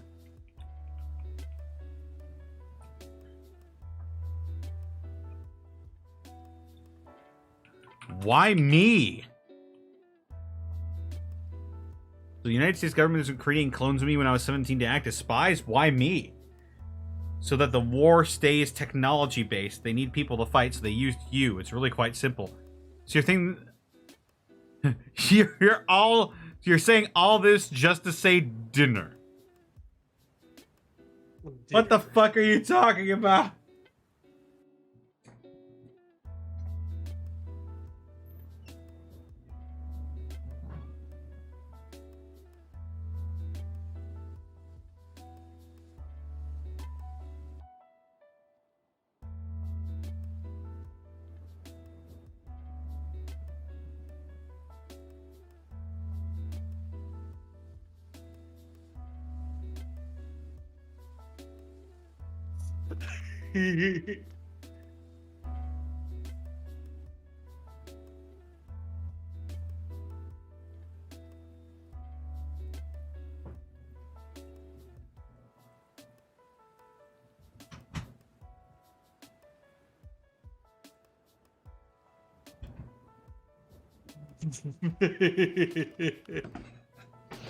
Man, Deep Missouri is really something.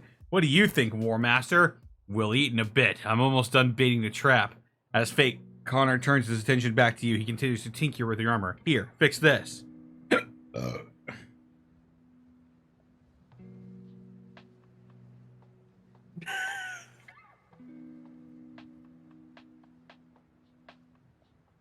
Shup the fup? Yeah, apparently they cloned me from 2005. And in 2005, I was 17. Well, why would they want an army of fat, autistic 17-year-olds? That's the real question, folks. That's the true question.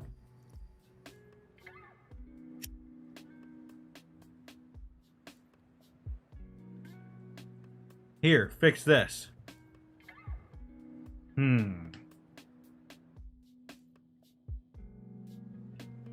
Look for a rocket launcher.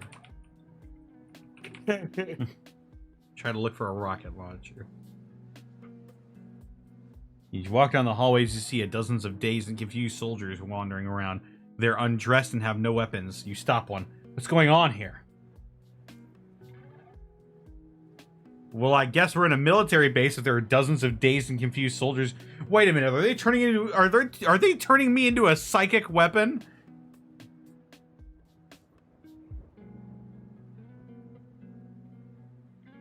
The clones were made 17 years ago, not clones when I was 17.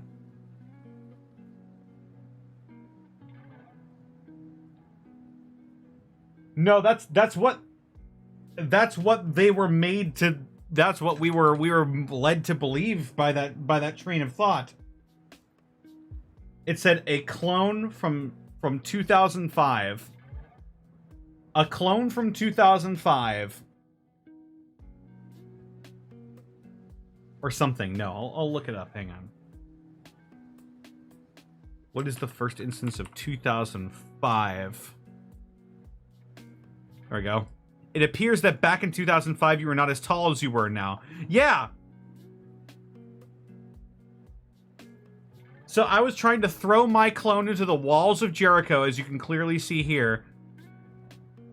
But the clone appears to be me from 2005. Therefore, the clone is me when I was 17. It's not me currently. So they got my DNA when I was 17, and then now clone. This story is so fucking dumb.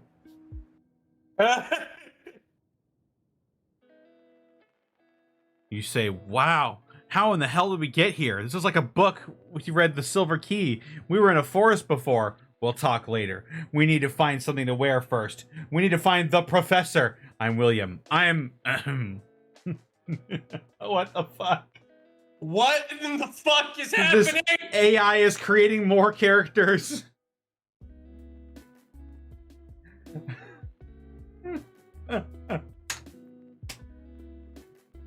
Punch William. We need to destroy this facility now.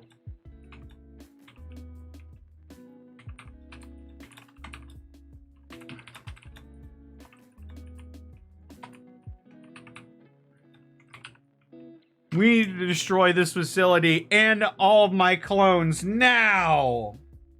All right, he stops. There's a large open area to the left full of machinery. You might find something to help us out there. I'm sure I will.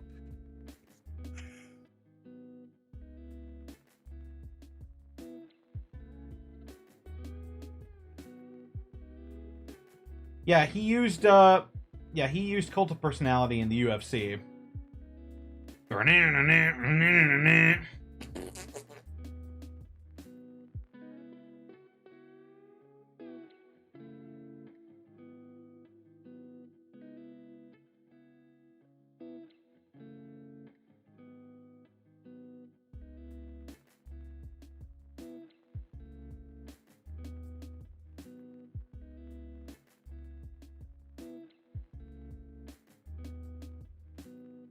You try to aid Connor in farting. Farts were the way to get out of this strange forsaken place.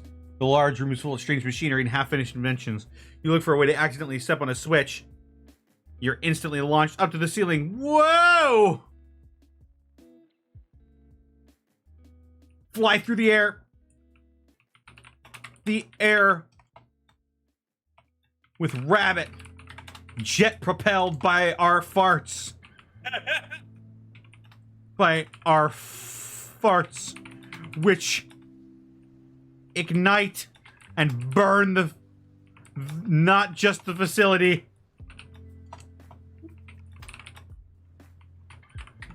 but the island itself to ashes, and all the Connor clones to ashes. Fly through the air with Rabbit, jet propelled by air farts which ignite and burn not just the facility, but the island itself and all the Connor clones to ashes. You eventually find your way down to the Rabbit. Nice one, farting, Connor says. I have an idea. How fast can you run? I don't know. How fast can you run? What the hell is happening? Who dares enter my realm? Lanny Pator's raiding with a party of 151. Lanny, I just burnt down an island with my best friend Rabbit by farting. And now we're trying to escape a la Resident Evil? AI Dungeon's weird.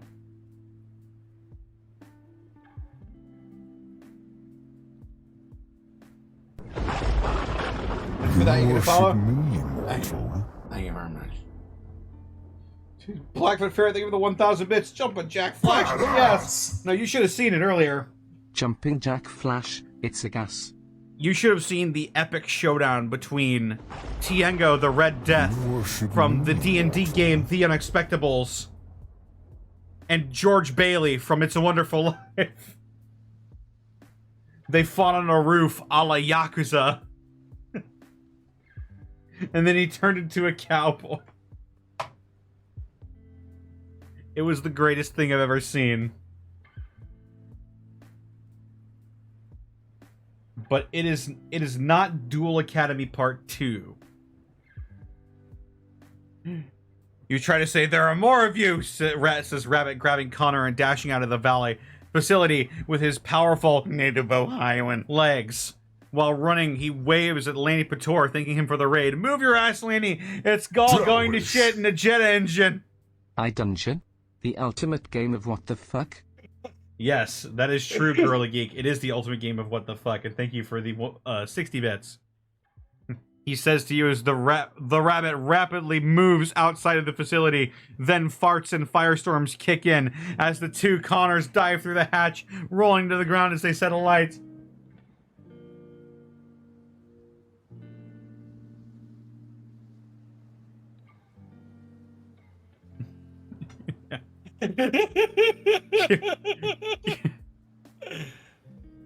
Get shot off the island at the speed of sound.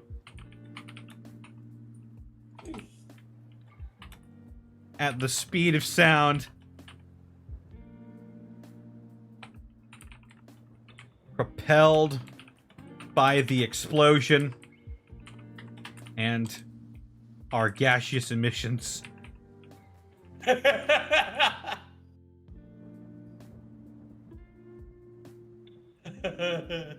You fly upwards at Mach speed, although the facility is collapsing around you and the island is starting to fall. You pass the thick cloud of smoke and fire. You start to streak over the waters of the Atlantic.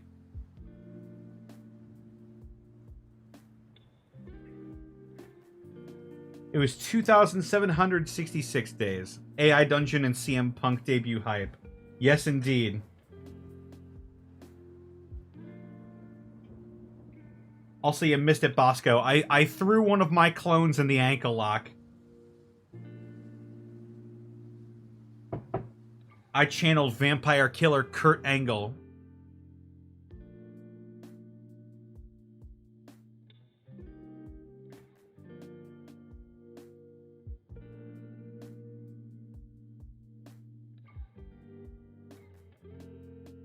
How old is CM Punk? I think he's in his, like, late 30s? Early 40s?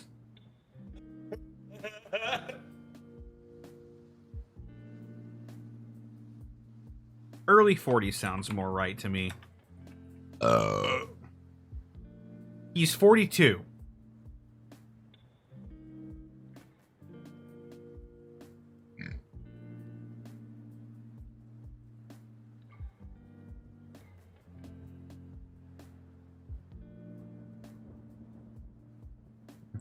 You try to say, I told you Deep Missouri was in the Atlantic, Connor. Rabbit propelling himself alongside Connor. Shut up, guy. I have the cold, Connor says, grabbing the reins as jet engines fire up, sending you off into the night. Arrive in St. Louis, Missouri, by sheer dumb luck.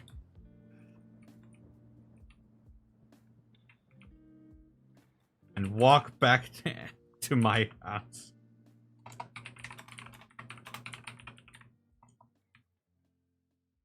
You try to arrive in St. Louis, Missouri by sheer dumb luck and walk back to your house. You arrive at the banks of the Mississippi, although you can see the lights of St. Louis on the horizon. Okay, so the game didn't let us get all the way to Missouri quite yet. We're on the banks of the Mississippi River. Sounds like a very trippy, lucid dream. It is.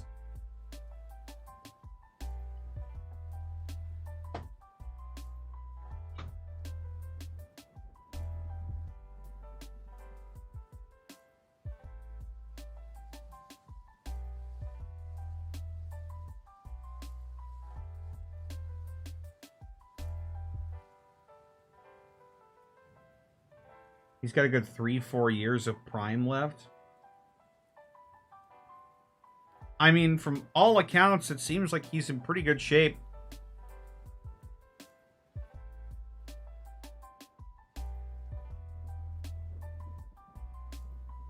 My one worry is that his return is not going to live up to the hype.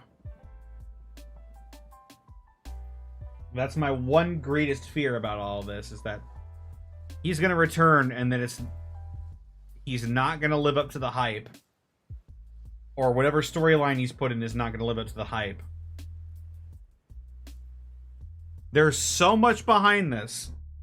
There's so much love and hope going into this one man returning to wrestling.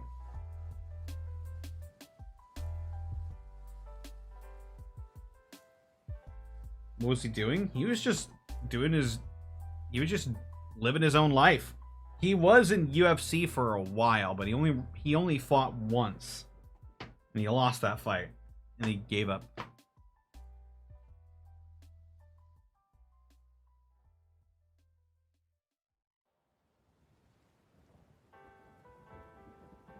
You try to say, Christ almighty, Connor, that was a hell of a ride.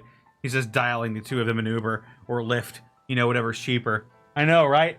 I can't wait to see the damage this thing did, you reply, looking at the map and seeing you have 90 minutes to get to your cousin's house.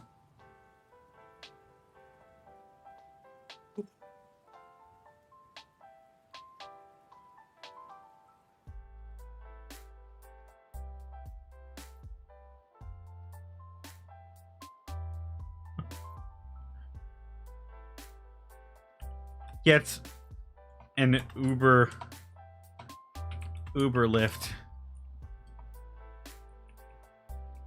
to my house and crack open some cold ones.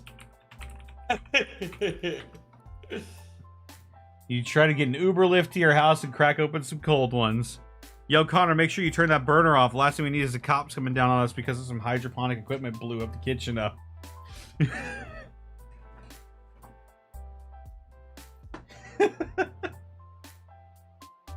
Were we cooking meth? Oh, it's because we're the meth capital of the world, of course! It all comes back full circle.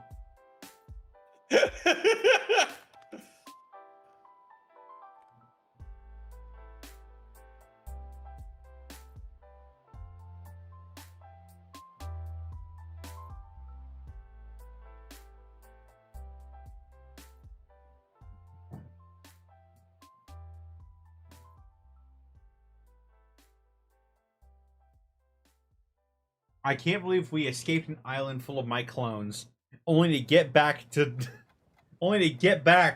and become meth dealers. I'm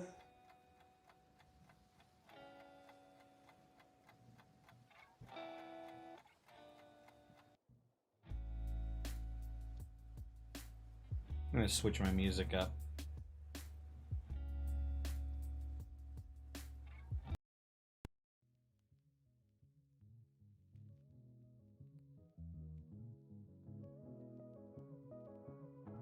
You try to say, "Oh, Faker Connor, you're an absolute paradox," Rabbit says, laughing, kicking Faker Connor into the sun. He gleefully joins Connor, is cracking open some cold ones in his home. You pass the time in which your newfound youth and luxury until your 90 minutes are up. Alright, man, I'll catch you later. You better hurry this up with that drywall farting, Connor replied. So, wait. So the lore here is... The lore. So the lore here is... Okay.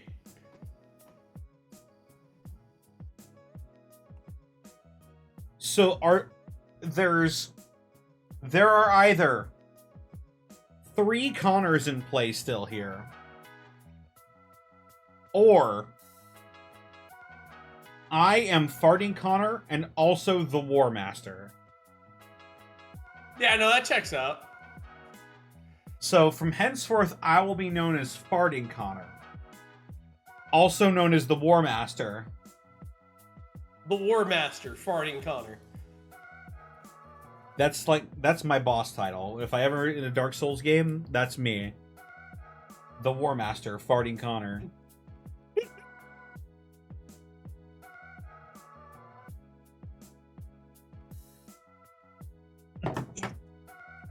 Nah, I think I'll jack off and play video games.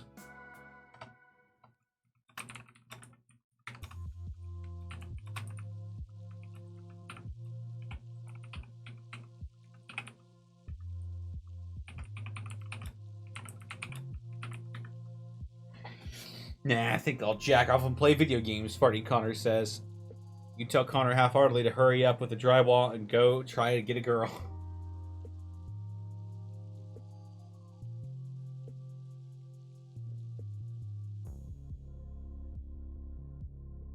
This is my mini alternate personality vying for control of my body.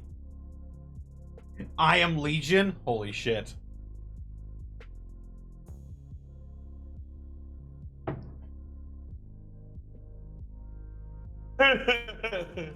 Hooray! Rabbit says in exultation, going off to sleep on Connor's couch. Have fun playing with yourself, you filthy furball, Connor says, walking inside. You get in your phone to look up some Overwatch strategies and pass the time until your cousin arrives. Shout at your phone. Your phone. Fuck Blizzard! Free Hong Kong! Go to prison, you gross bastards! Go to fucking prison. Go to fucking prison. Blizzard CEO. Bobby Kotick? That's Activision Oh. CEO. Blizzard CEO was J. Allen Brack. You know, the guy who looked like an half-melted Legolas? Both of them. Good. Go to fucking Good. hell prison.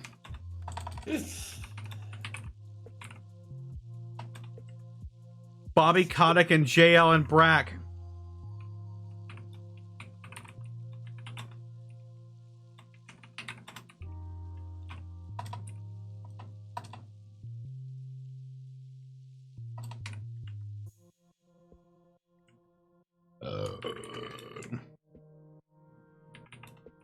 As I look up porn instead.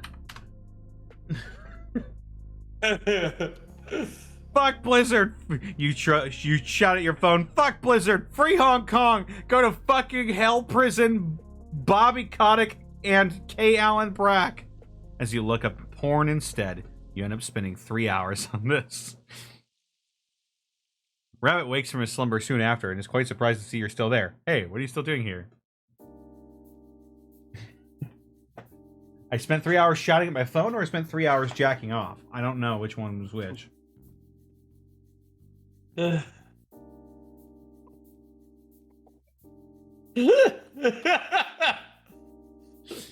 Uh-huh. Both? Yes.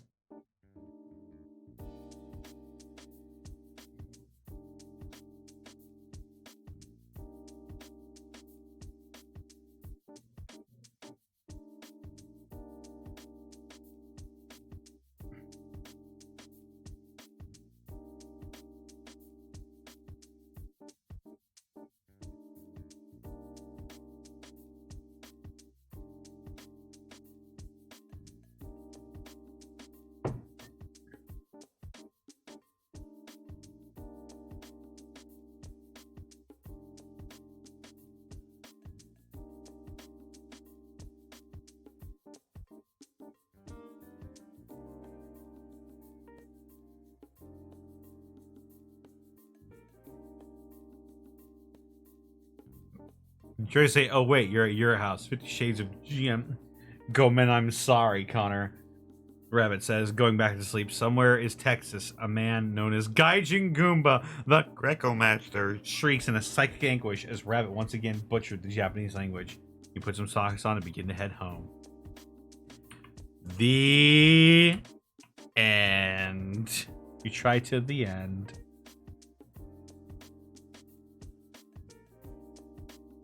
You look at the time, and you have to get on a flight in 30 minutes. Your car is at the house of your friend Mark. Oh shit. This program's fucking doxing us. What the fuck? Can you not end this? Connor once again gets out of bed, looks at the clock, sighing. You know what it is, Rat. You're right. I'll end it today.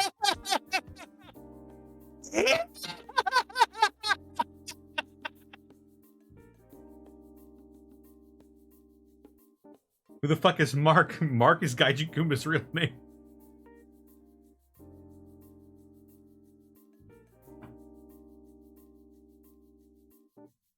Is that readily available knowledge? Whatever.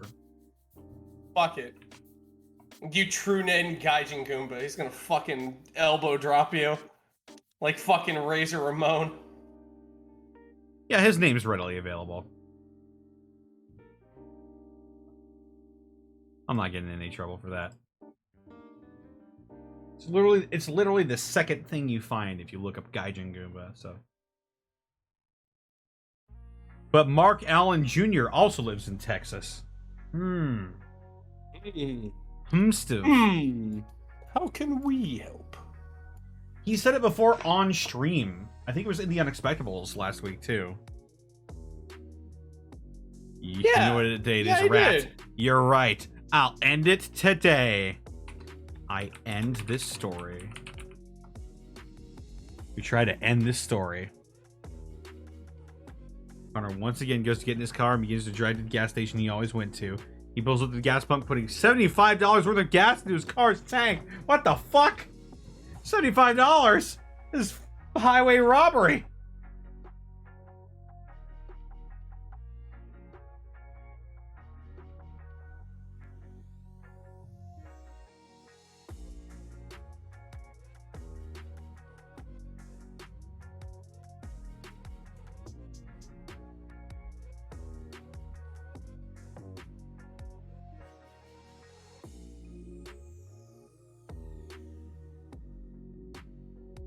They say, why can't we end this? Also, $75, so our economy is in fucking shambles. Connor enters the gas station and walks to the counter. Hello, I'd like a large coffee, please. 2 creamers and 2 sugars. The cashier nods. Win. We try to win. I like to buy a newspaper, too.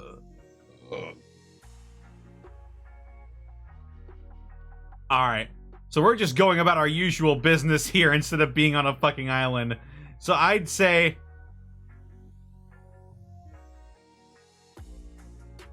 that we just win this one.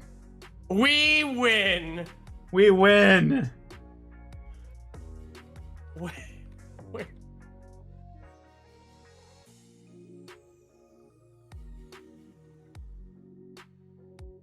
We've won.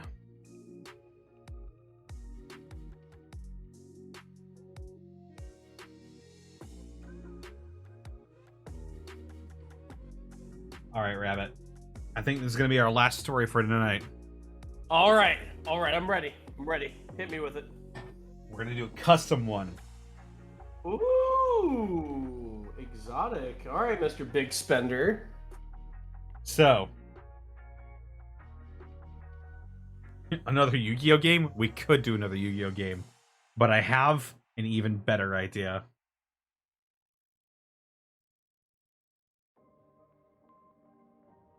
We'll go for a custom game. I will enter my character's name. Connor. Give me the code. You enter a prompt that describes who you are in the first couple of sentences where you start out. Okay.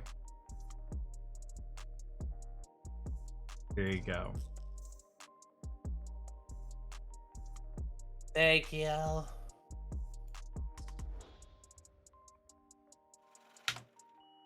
Give me just 1 second here. I'll type it up. Gotcha.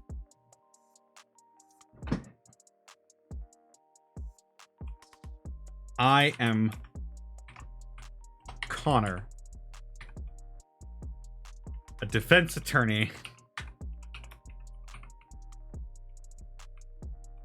currently in court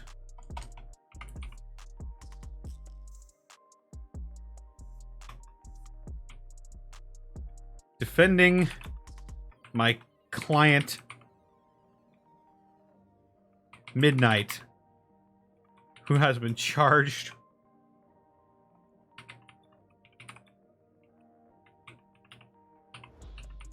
with murder.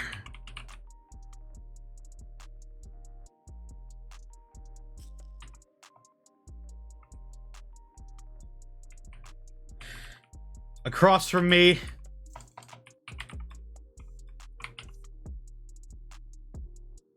is the prosecutor.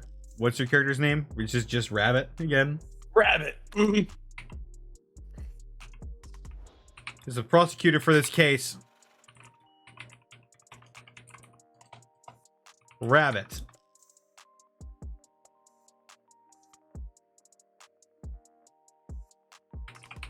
Judge. Who should be our judge?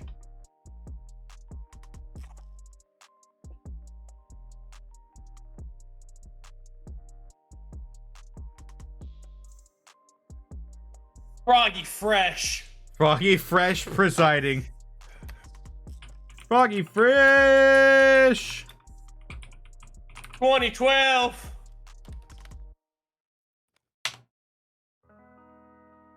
I am Connor, a defense attorney, currently in court defending my client Midnight, who's been charged with murder. Across from me is the prosecutor for this case, Rabbit. Judge Froggy Fresh presiding. I move to dismiss the case. Why I should be allowed to do so is obvious, as is apparent by the fact that Judge Fresh has already ruled in my favor. Wait, so I'm just like winning right off the bat?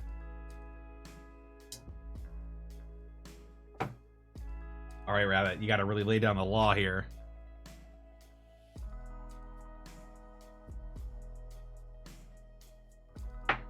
Case closed. I won. Da, da, da, da, da, da, da, da. Wait, okay, so I gotta...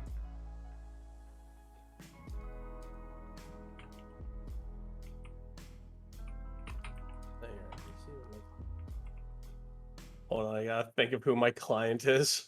Uh-huh.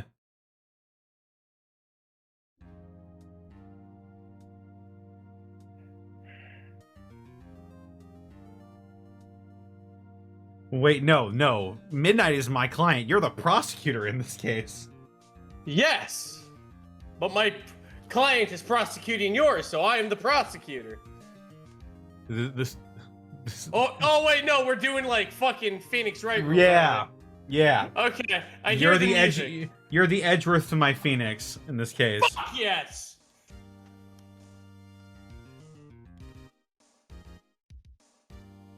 So you're representing the city of Iowa. Or wherever he lives. You're just fucking calling. You're just fucking ripping truths out. Oh yeah, I'm just to doxing all my to friends sides of tonight. People. Just doxing all my friends tonight is what I'm doing. You'll be like, you'll be like, oh yes, don't forget to go ahead and follow my friend, Hey Mr. Rabbit, who resides in northeastern Ohio. Midnight does not live in Iowa City, Iowa, by the way. I made that up completely. I don't know where the fuck he lives. Gonna use Iowa. You do, however, know where I live now. Yeah, we figure out where you live every other Saturday. It's true. I'm gonna take a wicked piss.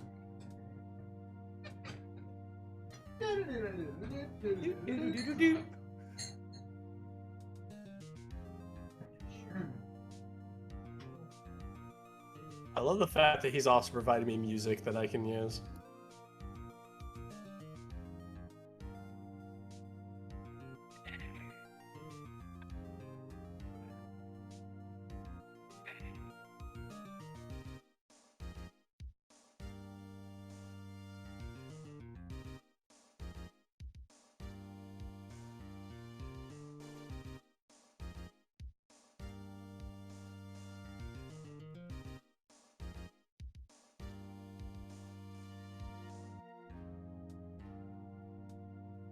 Well, now I can use Midnight to my advantage. Hold on, let me hit his ass up real quick.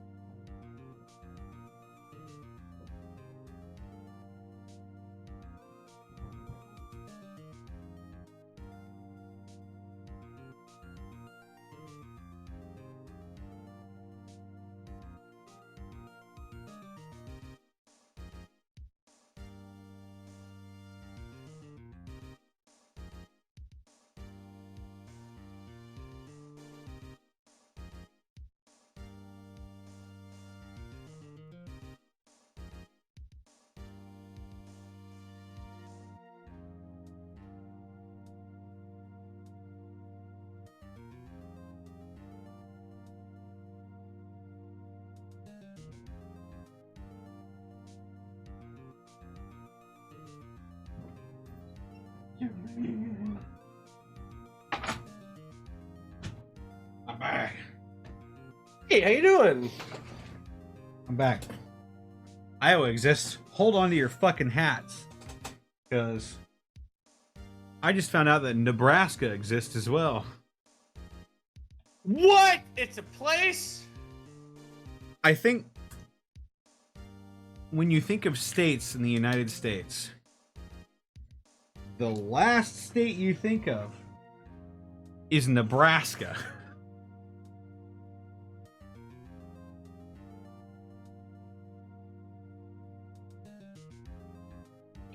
I put way too much crunch on this. Crazy! Nebraska represent. Hey, what's up, Black River? What's up? It's the fur. Rabbit says, "No, Your Honor. As you can see by the evidence provided to me by the..." Oh, shit. And that is way too much lime juice that I put in there. As well. Maybe it'll be delicious, like the last one. Or maybe I'll just need to put more tequila in there. Yeah, just offset it, you know, with booze. Yeah, it's a little thin there. Just offset it with booze there, forehead. Don't mind if I do. Rabbit says, "No, Your Honor. As you can see by the evidence provided to me by the state of Iowa, you can see plain as day that Midnight broke into that hobby shop and stole those Yu-Gi-Oh cards. His defense? His only defense? Those cards he posits was by his divine right? It's preposterous, Your Honor. That property was by right of the hobby shop. It is theirs alone."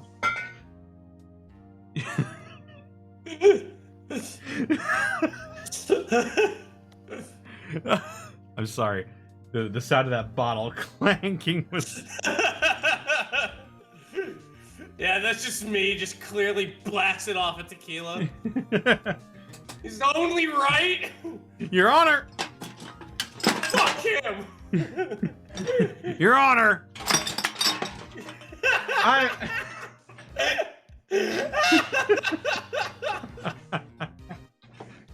I love props.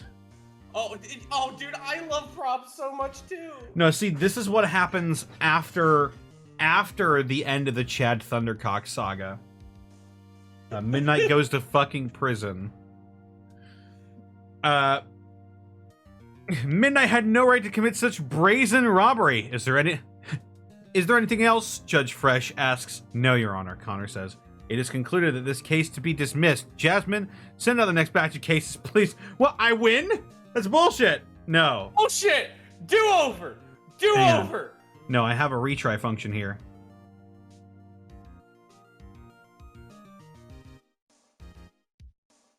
You look over at Rabbit, who is growled at you. You can see the anger in his eyes.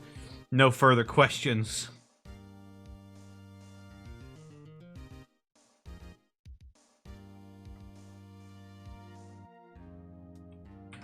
Your Honor, I am a man of justice. I am a man of justice. If Prosecutor Rabbit... How do I spell prosecutor? You got Google. If Prosecutor Rabbit Thank you. does indeed have evidence to suggest that my client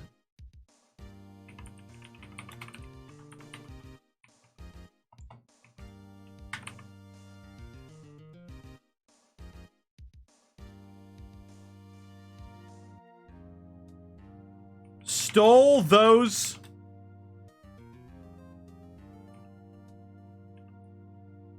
Yu-Gi-Oh trading cards from that hobby shop, I, for one, would love to see it. Connor says, Your Honor, I am a man of justice. If Prosecutor Rabbit does indeed have evidence to suggest that my client stole those Yu-Gi-Oh! Trading cards from that hobby shop, I, for one, would love to see it. Your Honor, may I approach the bench? Granted. Connor stands and slowly walks to the bench. She turns to Rabbit, his expression one of contempt. Wait, have I been called to the stand? Am I giving testimony now? I guess. Oh no, I'm approaching the bench. I'm not the one giving testimony.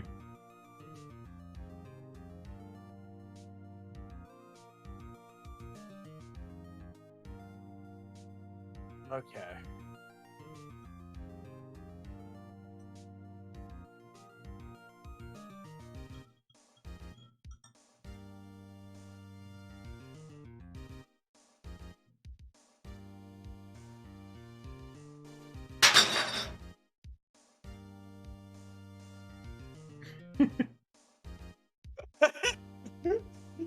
You may approach the bench. Thank you, Your Honor. Fucking bottles crash.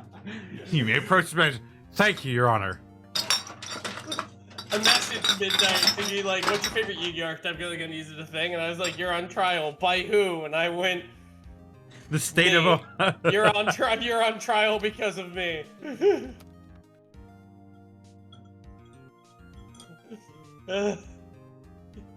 Your Honor, this is preposterous. Your Honor, this is preposterous.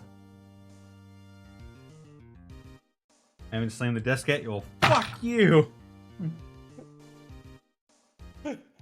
Yeah, you've been doing props yet? I feel like I've just been like doing enough prop noises for all of us. I got my kazoo, my slide whistle, my cans, me punching the desk when Don't I died worry. for the 9th time in Alan Wake.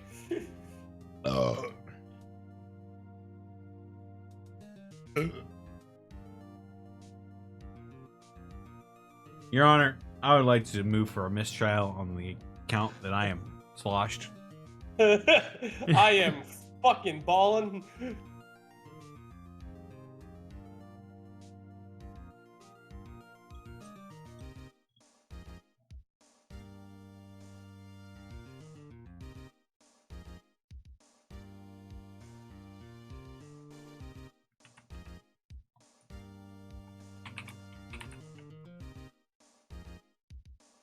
Your Honor, I am inebriated, intoxicated.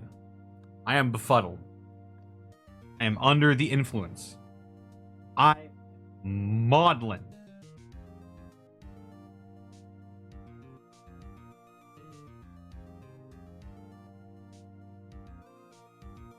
Your Honor, I am flushed.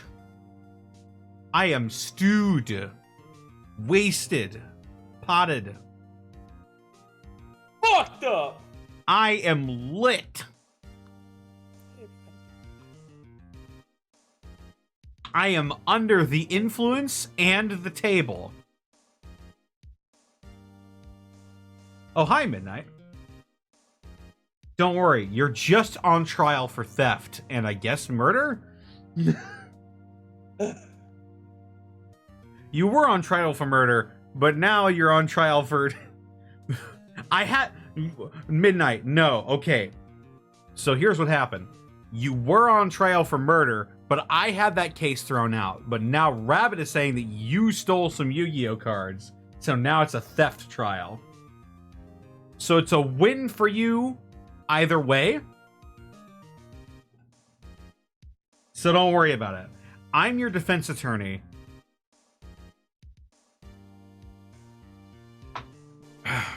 Good data. I love the reaction. What? What? Don't worry about it. Your lawyer's now. I'm not an alcoholic, I'll have you know. I just... Who dares enter my realm? Dragon Karask, thank you for the 3-person raid. How's it going? Da da da da da da da.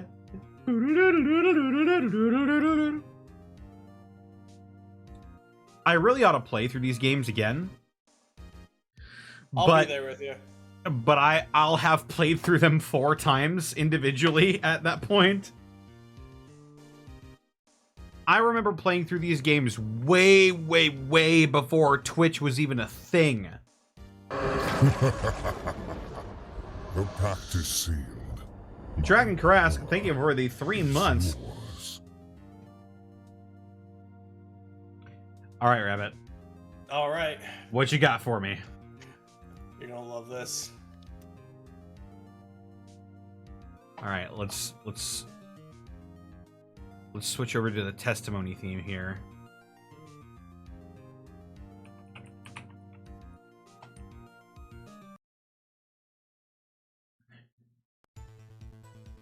No.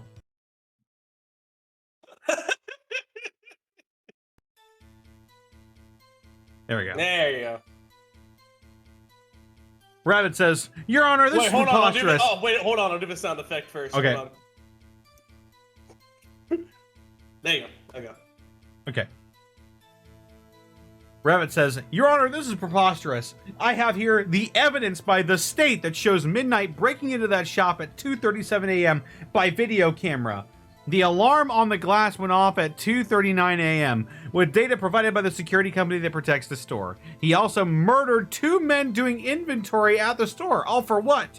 All for an archetype in Yu-Gi-Oh! Lightsworn. He says it's because one of them looks like Saber. What is a Saber, Your Honor? It's a motive, a drive. He committed these acts in cold blood. That's enough. No, it isn't. The judge steps in and looks at both men standing before him. He looks at you, then turns to Connor.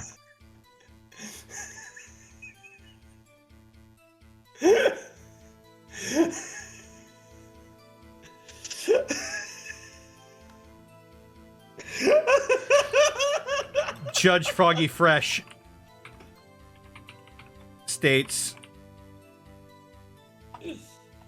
My mom needs me to be at home. My mom wants me home before 7. I don't even know if there's a Lightsworn that looks like Saber. But I just And went with the we're- archetype. I was like, Saber would exist in this one. My mom wants me home before 7 and we're having tacos tacos tonight. So let's get on with the proceedings, gentlemen.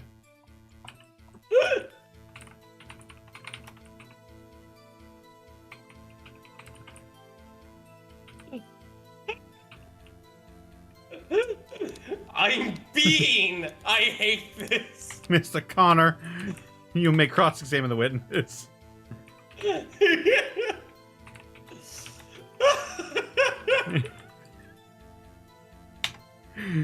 Judge Froggy Fresh states, My mom wants me home before 7 and we're having tacos tonight. So let's get on with the proceedings, gentlemen. Mr. Connor, you may examine the witness. Understood. Thank you, sir. Mr. Rabbit, you may step down for the witness stand. Mr. Rabbit walks away as the judge goes back to nodding.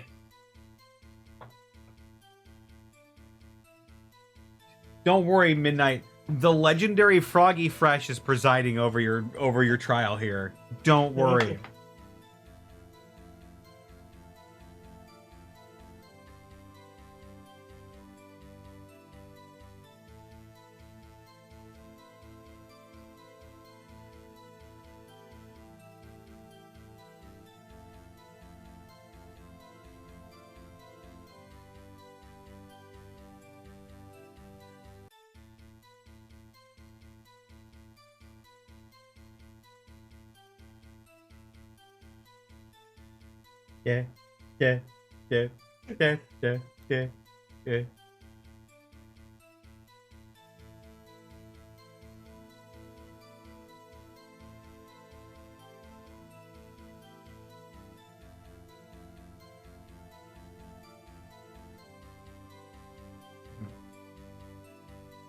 I await with bated breath.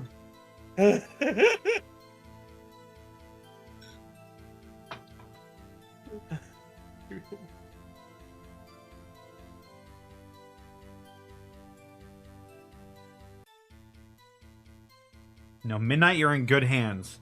Like I said, I already got the murder case thrown out.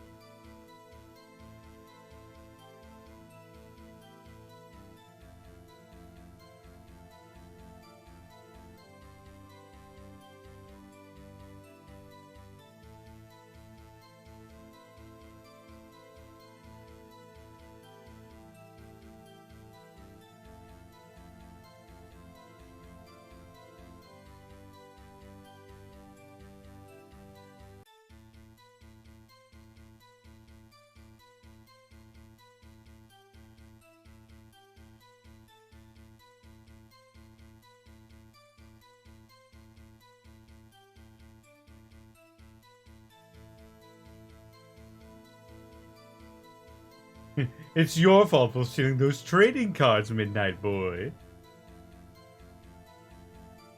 Is this double jeopardy if the murder charges are in with it? Oh, I love Double Jeopardy. That's my favorite part of that show.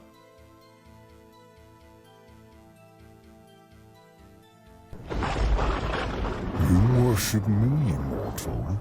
This is very similar to an actual Phoenix Wright case. Now don't worry.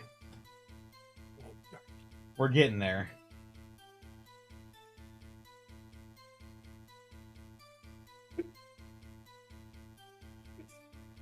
Rabbit walks away as the judge goes back to nodding. Rabbit returns to the prosecutor's stand as he gathers his notes. The evidence was flawless. His evidence was mind sound. He could avenge the deaths of those two innocent hobby shop owners, Cheru and Arkolf, of an archetype that probably isn't even meta. He clearly did it for the fate references that exist in each card. Anime truly was a sinister presence, one that grasped the soul with an icy torment and offered only a dark epilogue. Before we begin, may I see your hands? You raise your hands to Judge Fresh waves away, as the two of you had a secret understanding.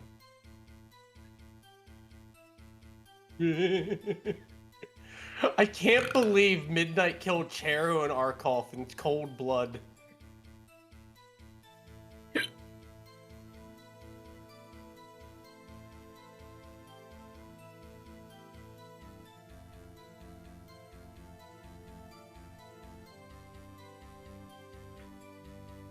Now,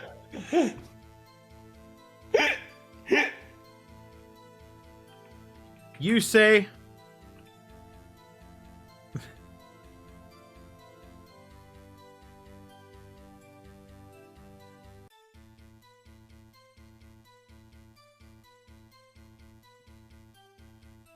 now you say that Midnight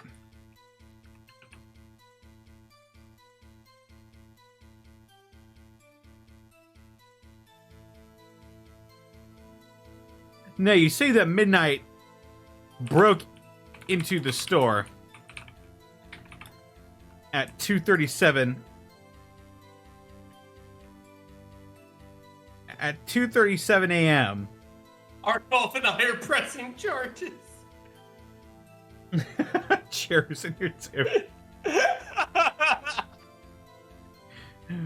Now, you say that Midnight broke into the store at 2:37 a.m., but only at 2:39 a.m. did the alarms trigger.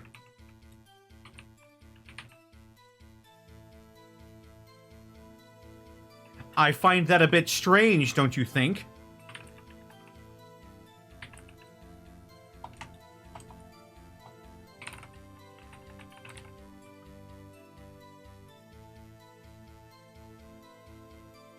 You could be...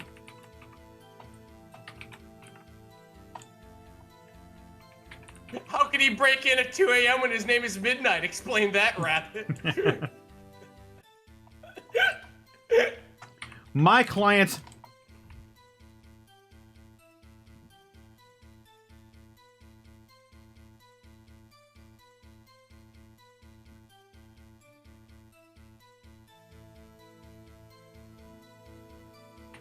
is not a trained killer. There's no way. There's simply...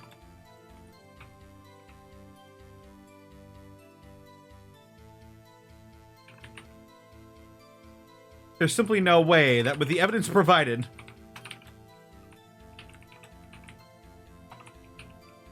that Midnight could have killed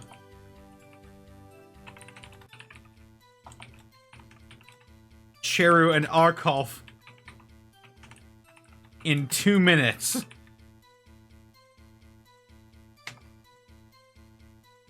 Arnie says, now, you say that Midnight broke into this store at 2:37 a.m., but only at 2:39 a.m. did the alarms trigger. I find that a bit strange, don't you think? My client is not a trained killer.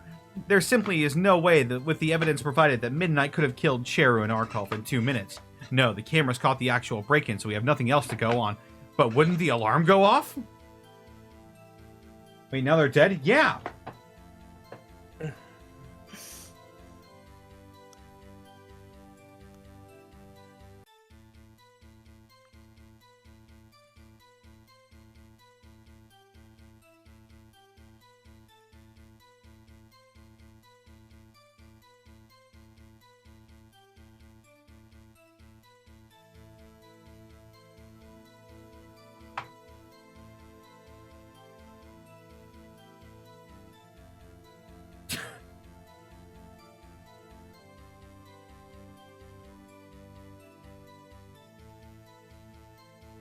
Also, the Phoenix Wright music is so good. Right? It was done by the same guy who did the Mega Man X1 and 2 OSTs. Get the fuck out, really? No wonder it sounded all Mega Man-y. I just thought that was that Capcom charm, you know? Capcom music just hits different. Yeah.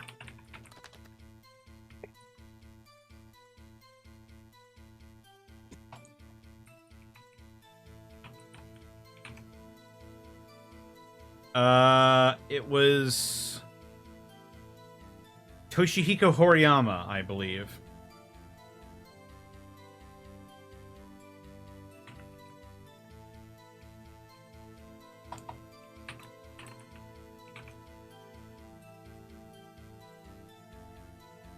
Oh no, I was wrong. It was Noriyuki Iwadare that made the Phoenix Wright music.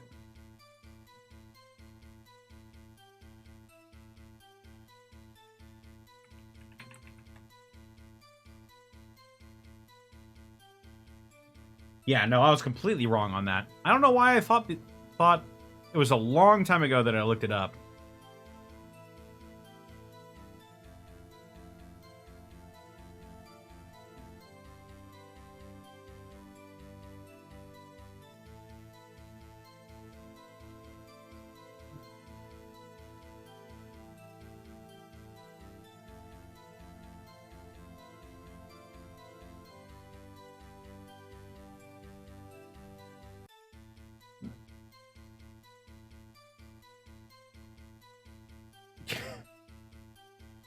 Just waiting for the insane bullshit you're about to type to me.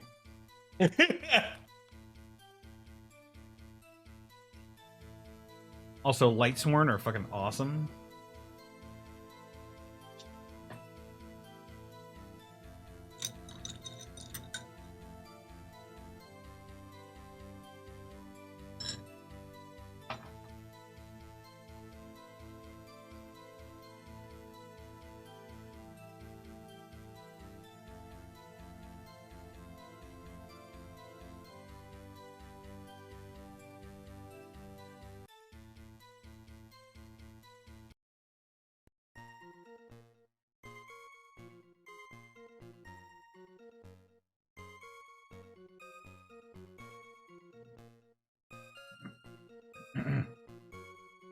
Lightsworn or Burning Abyss? They're like polar opposite decks. Which is fine, because they're both awesome.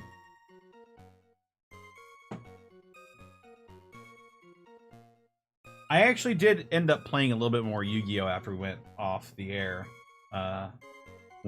During Tuesday. I made an additional Dino Wrestlers deck. Wait, Dino Wrestlers? Yeah. Well, I didn't even know it was an archetype. That sounds so fucking cool. Yeah, there's a field spell that's basically a wrestling ring. And it's like only one of your wrestlers can attack during a turn. Or only one of your monsters can attack during a turn, but you don't die. You just take battle damage.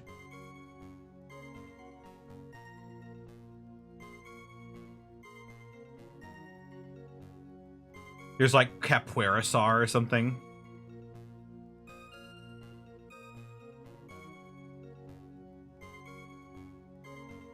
Rabbit says, the evidence clearly shows that Midnight broke into the store at 2:37 a.m. via code that would shut off the main alarm of the building. Only at 2:39 a.m. when the glass was broken did the alarm go off, as Midnight didn't recognize that 2 days prior, the glass was set with an alarm when those Yu-Gi-Oh cards came into the shop to protect their assets. As for the bodies, coroners Tabby Cat and Siggy could confirm that the fist sizes shown in the bruises on the body is consistent with the size of Midnight's fists. It's all shown up in this updated autopsy report. Rabbit slams down the document, giving Connor a sneer. It's clear as day that not only is Midnight a thief, but he's a killer as well. He could have just taken those cars and left, but he made certain to creep into the back and end their lives. Justice must be served. But those are the only facts that are connected with my client. Those are the only facts that connect my client to this property. Very interesting, says the judge. Why don't you call Fireball EX your mentor?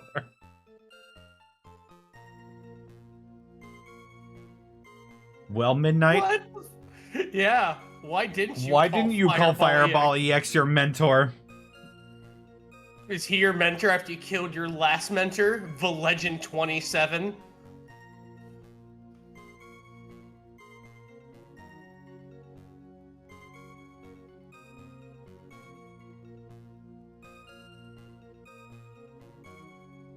Come on, we're doing a Phoenix right now. I'm the prosecutor. I gotta hit you with that updated autopsy report. Oh, fuck. I have to. Sorry, forehead. Did Gumfuck not tell you?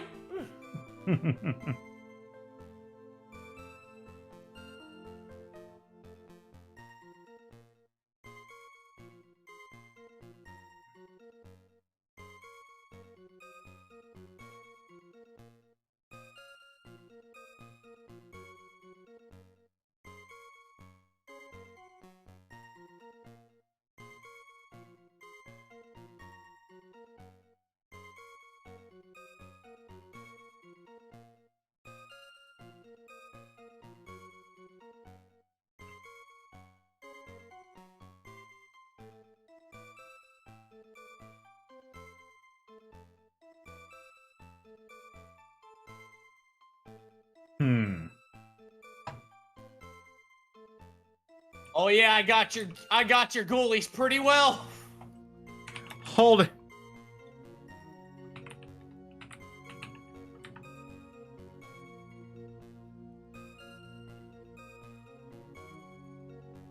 I'm gonna send you to Hyperjet.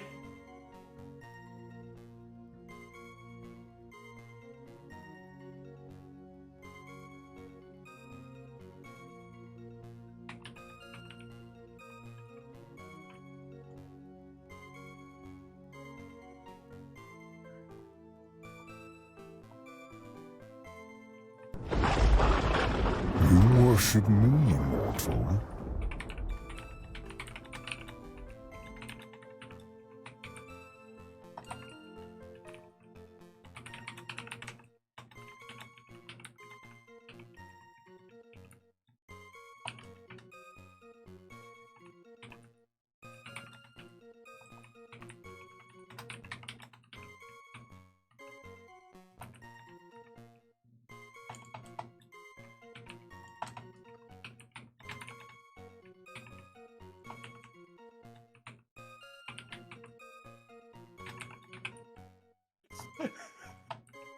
I just imagine Arkoff just wakes up on the table and goes, "Oh, I'm dead." Just keeps sorting the fucking cards.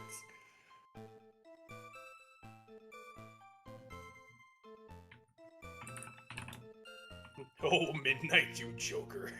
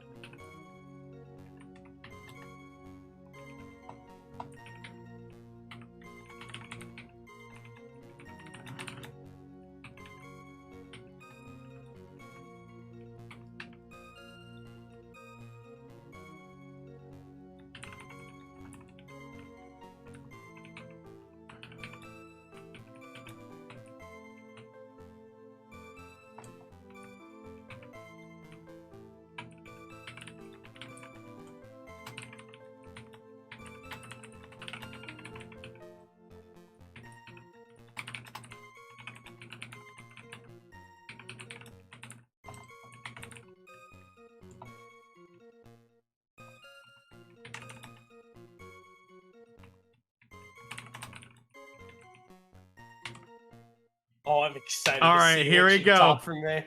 Alrighty.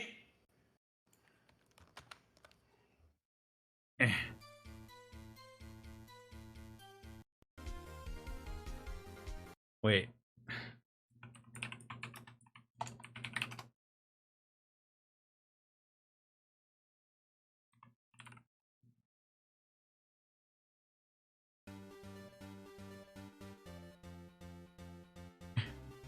Connor says, "Hold it!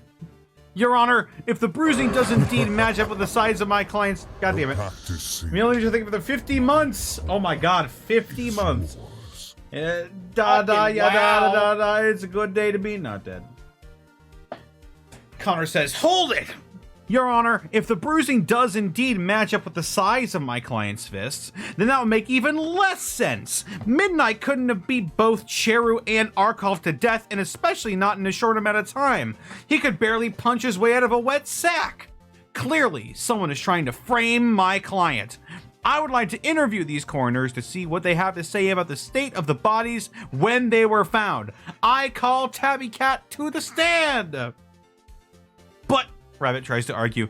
"I'll call you whenever I please, Mr. Rabbit. You've always been too wordy for your own good." The judge bangs his gavel.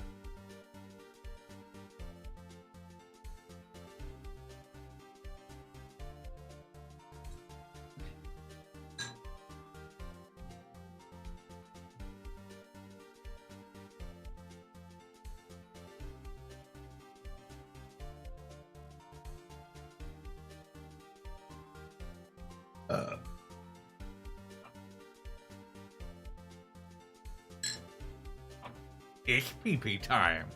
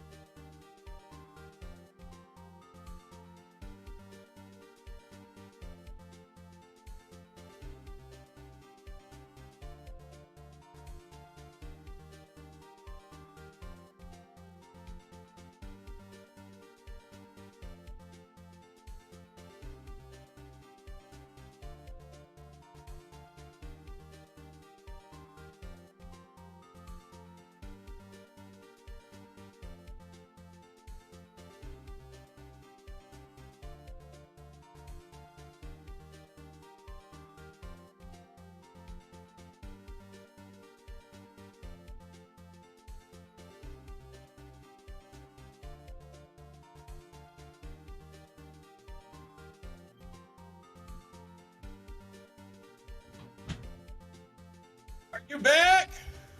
Yes. Good. Rabbit crosses his arms. His was never too wordy for his own good. In fact, his family raised him on words and stories. Wasn't his fault no one enjoyed the word facetious or flippant anymore. He nodded as he viewed Tabby Cat approach the stand. "Do you remember the time you found Cheru's body?" Well, What did you find, Tabby Cat? That's just Tabby. I Tabby.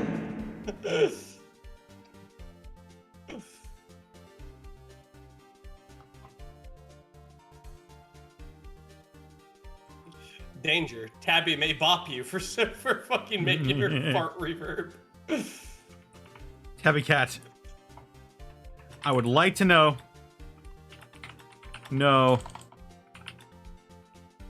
exactly what you found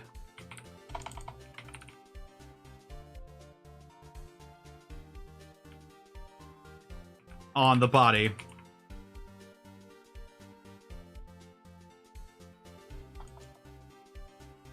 What you saw on the body.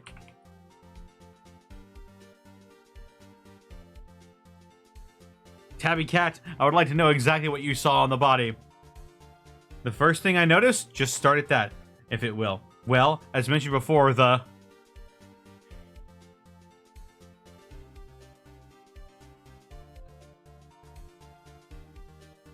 Let's see.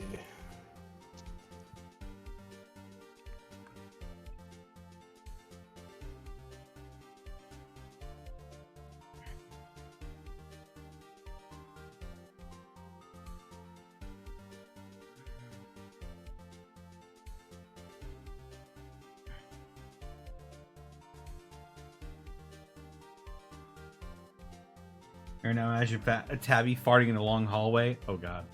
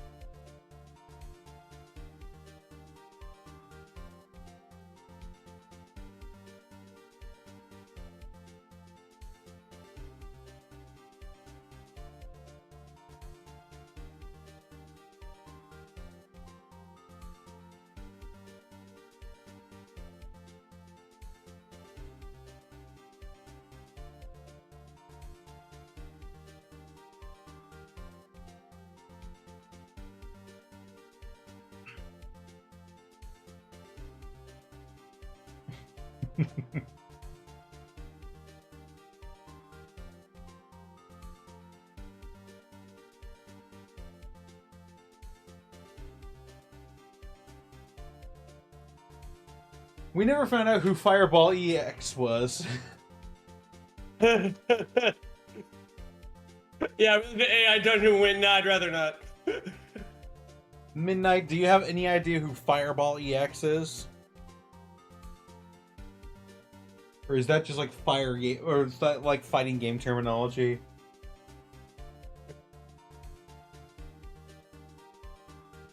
EX Fireball? Fireball EX? Ukazi. Inotamu. Sparks. I'm EX Fireball is a term. Rabbit says, objection! Connor's clearly badgering the witness. If he wants to see what transpired that day, he is free to look at the report himself. Rabbit pushed the folder containing the updated autopsy in the front of his stance, gazing at Connor. Everything that he did is labeled right here in black and white. I don't need to look at the report to know that you found a man's body in the woods, Mr. Rabbit. He'd know that as well as anyone else, Your Honor. So not only do you claim that my client beat 2 people to death with his bare hands, but now you say that he dragged them into the woods?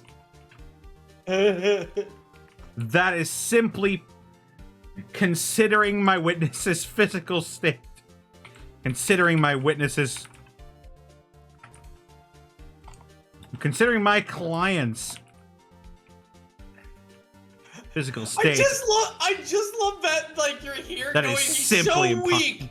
He can't drag anyone. You're just ragging him. And, like, I just imagine he's like, thank you, but also how dare. He plays with Beyblades for a living, and you think he can drag people into the woods? This man Beyblades. He's just not mortar.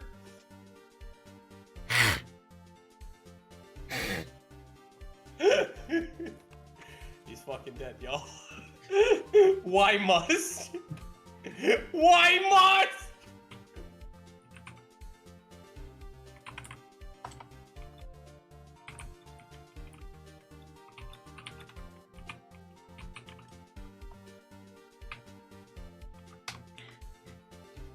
So not only do you claim that my client beat 2 people to death with his bare hands, but now you say he dragged them into the woods? Considering my client's physical state, that's simply impossible. Midnight could not possibly be the murderer. I never said he killed those 2. I said he was involved with their deaths. I don't see how. It's just speculation. Oh shit. It gets deeper now.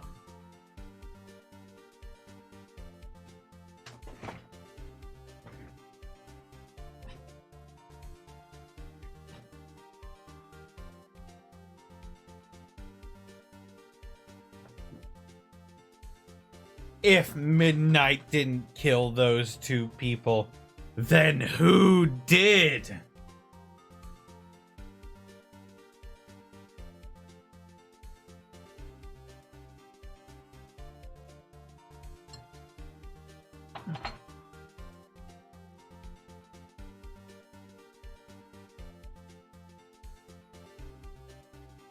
Also, it's weird how I, as the defense attorney in this Phoenix Wright scenario, am kind of like the bad guy.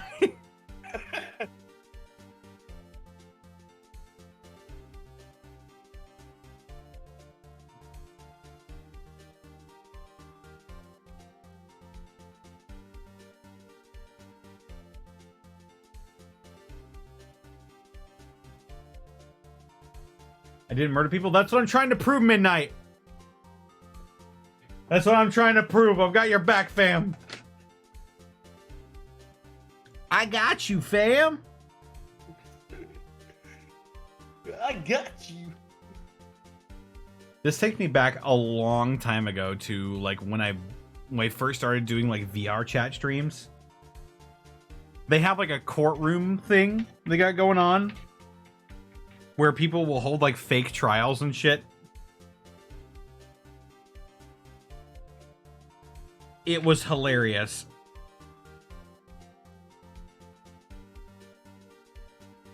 Then how am I the bad guy? Because Rabbit clearly has my number here and I'm just trying to buy time.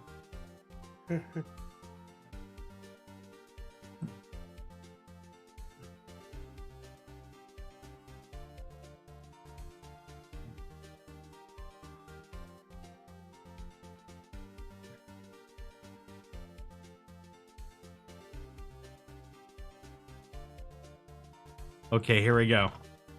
There we go. We're picking it up now.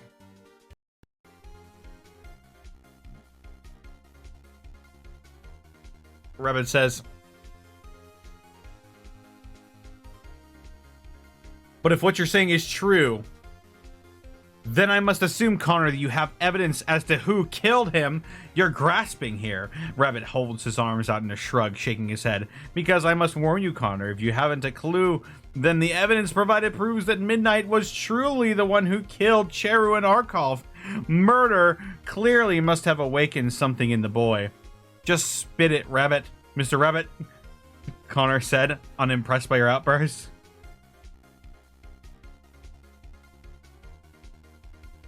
Translation. Hey, fuck you. The evidence... So who did it, Connor? The evidence that proves Midnight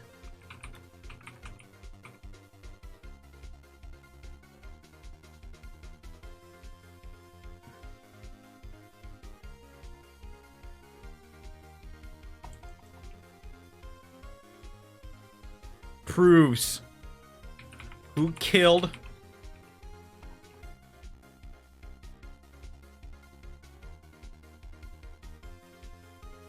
evidence that proves who killed. I can't hear this song without thinking of a Space Jam version.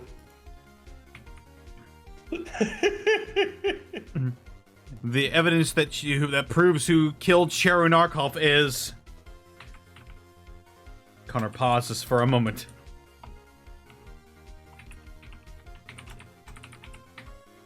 Considering his options.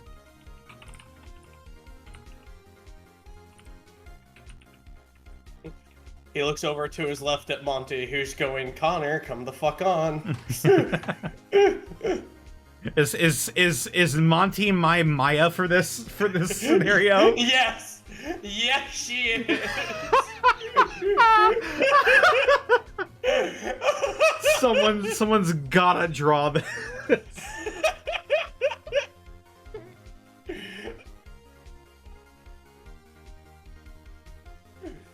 Beyond a shadow of doubt. Like, my brain was like, it would be Connor's Maya, and I went, yep, Monty, beyond a shadow.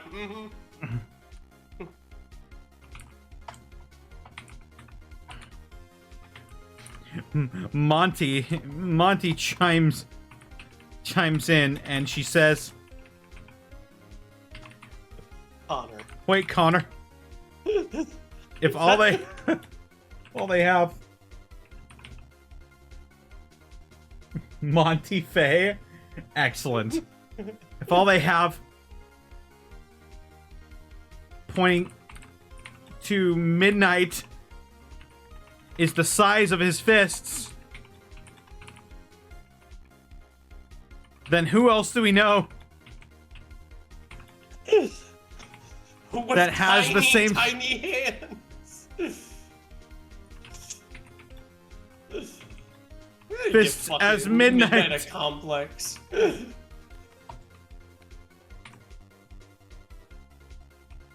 I think for a moment, then gasp. It couldn't be. Your Honor, I propose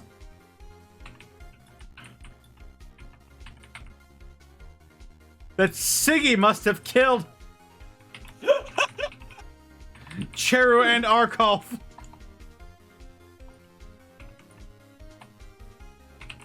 Their fists match the bruises. Look at your fucking chat. Look at what Blind Parent posted. Midnight vibe check.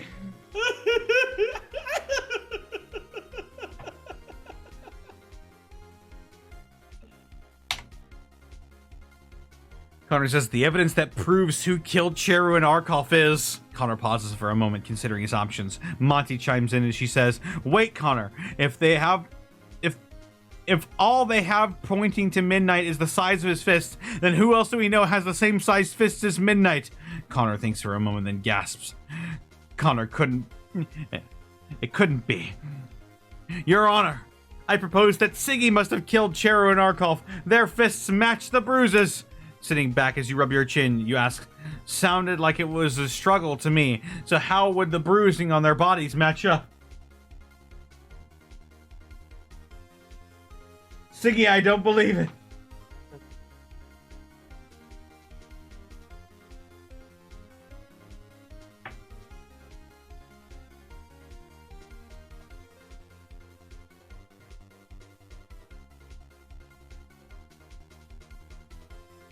I can't believe Siggy killed Cheru and Arkolf.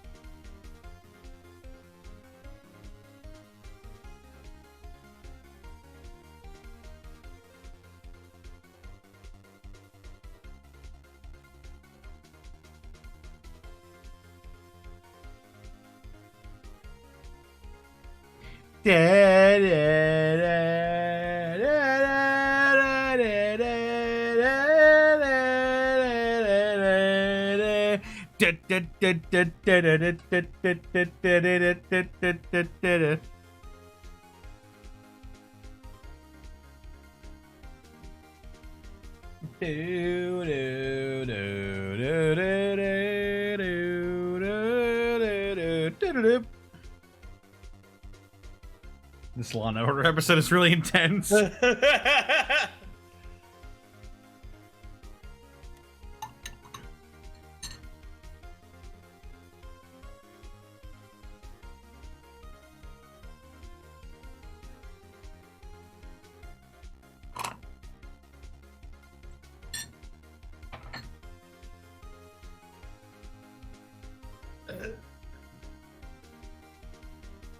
Brr. Brr.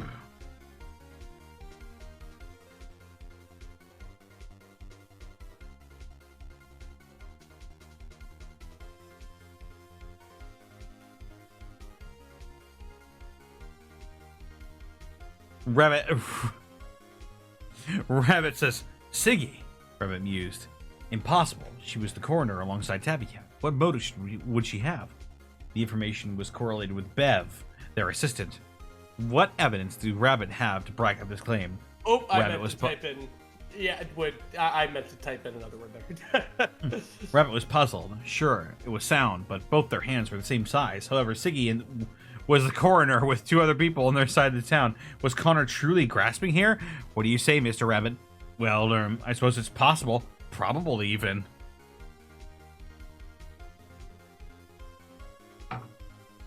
So you agree then?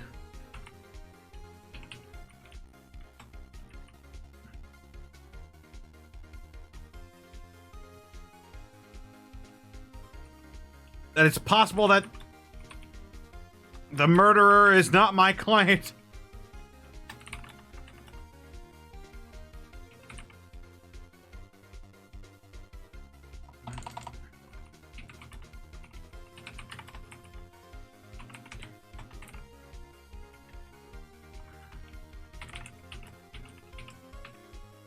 So you agree then that it's possible that the murderer is not my client, Midnight, but could in fact be someone else? Your Honor, until we know more, you cannot declare a verdict.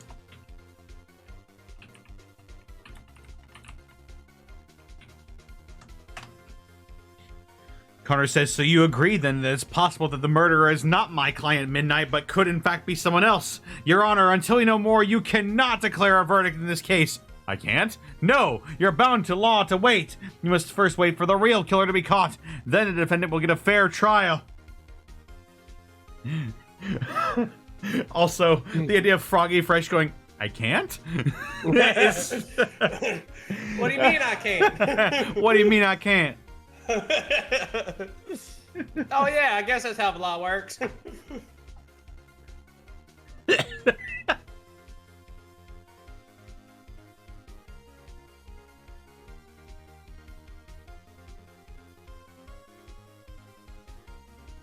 We just need the Phoenix Wright sound, the Phoenix Wright cornered theme, but it's with the same notes as this.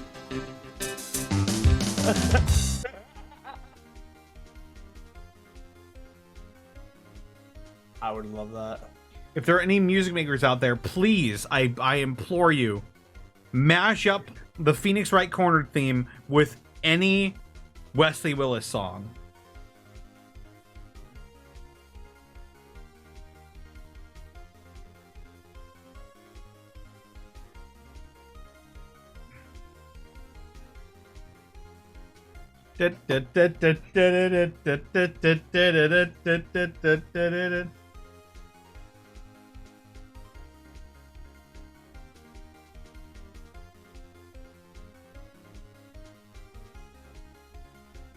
How big are Froggy Fresh's fists, though? Listen. Froggy Fresh could very well have perpetrated this murder. However, why would we point that out? He could easily kill everyone in this room. Because he's out there in these streets. He is broken, he is beat. But this has to end tonight. He's got to go save young Rob's life.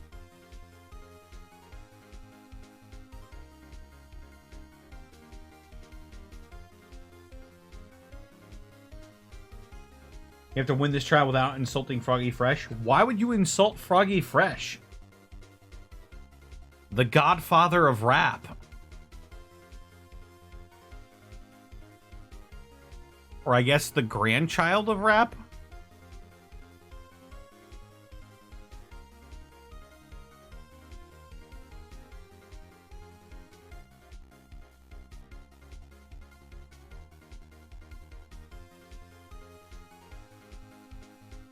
The fact of the matter is, sticks and stones may break my bones, but words will never hurt me, is basically what Froggy Fresh is, but boiled down into a person.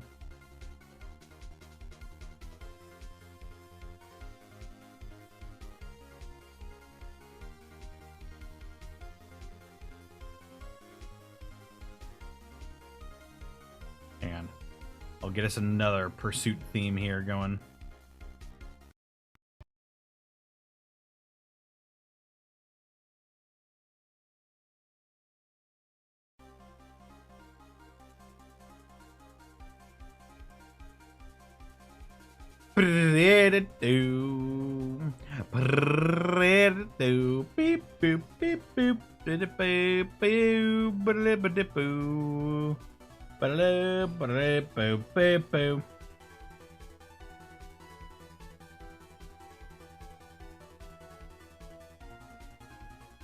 Also, was Spirit of Justice any good? I've played almost all of the Phoenix Wright games except for Professor Layton versus Phoenix Wright and Spirit of Justice.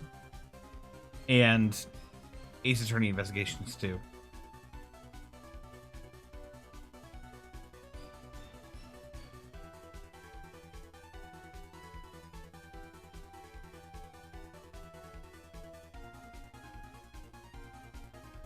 Dual Destinies was heart-wrenching, man.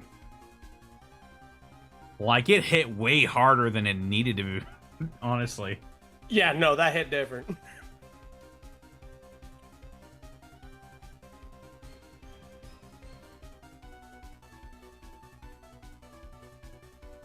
All right.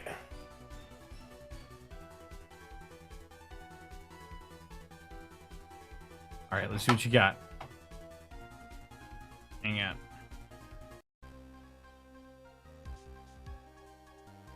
Rebecca growled under his breath for a second. He was certain that Midnight was the killer, but now, even despite evidence that might not be the case, he looked at his pocket watch as he opened it, reeling the picture of Wesley Willis. What would he do now, given the situation? Bring this bitch sucker in for a hell ride, he thought. Possibly Wesley Willis. Possibly. He spoke after concealing the pocket watch under his jacket. I suppose, given this new theory, the prosecution cannot, beyond a shadow of a doubt, hold this man accountable at this time. Your Honor, the prosecution would like to call a retrial in several days. Let's see if Connor says is true, or if he's merely buying time. Very well, gentlemen. Court is adjourned for the day. The judge putting the finishing touches on his hand-painted portrait of Edgar Allan Poe before he shuts the door. What the fuck does that mean? He was painting the entire time. To be continued.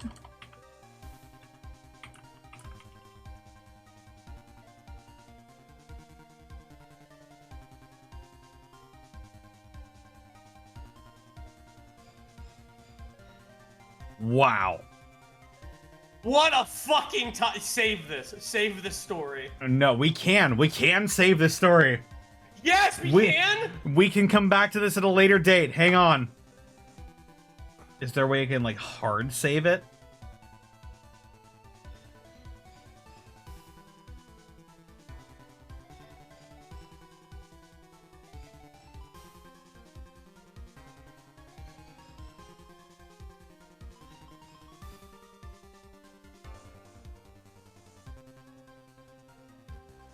Oh, yeah, I have a continue option. All right.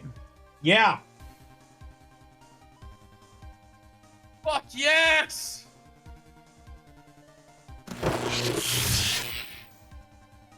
There it is, folks. The trial of the century will continue at some point. Who really killed Cheru and Arkolf? Find out someday.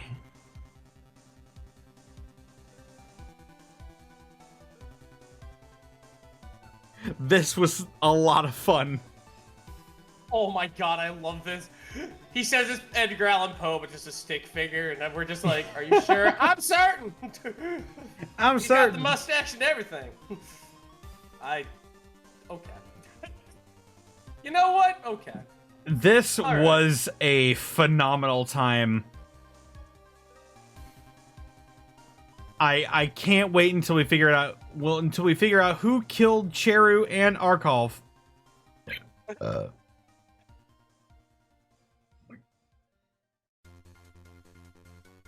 But that may have to wait until next time. Yeah, ladies and gents.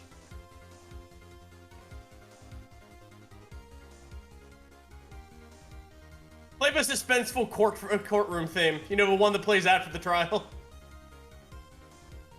But, like, there's still a mystery afoot.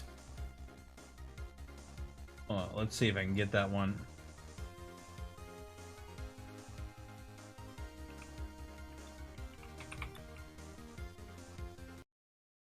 Hang on, let's see.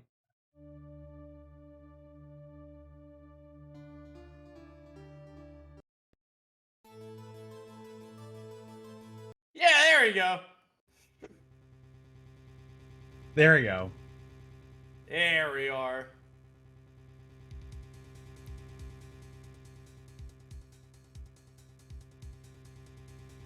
So that's why this week's Shadows Recast was canceled? That's right. It's because Midnight supposedly killed Cheru and Arkolf. And before we can continue, we gotta find out who.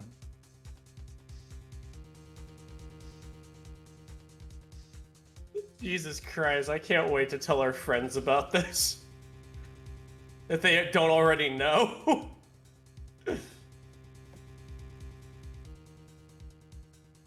All right, chat. I think that's going to be it for me for this evening. Thank y'all so much for stopping by for Friday Funhouse. Tomorrow, be sure to tune in. Twitch.tv/TheUnexpectables for Gateway. Where I play Alvin. And I am the DM. He is. He's the overseer. It sounds fancier. It's true. It's true. But we're going to go ahead and raid. Who should we raid? Who should we raid? You know what? Whom The sphere- should we raid? The Sphere Hunter is alive, so why not? Let's go raid the Sphere Hunter. Oh, he hunts for spheres. He hungers. He seeks for spheres.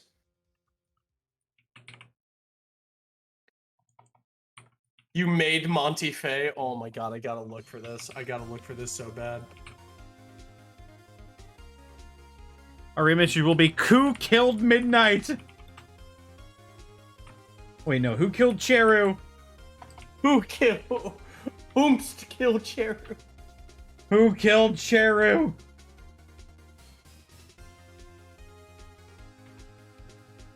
That'll be our raid message. Alright, everybody. I will see you all tomorrow for more Yakuza and also for Gateway. Have a good night, everyone. I'll see you later. Bye, everybody!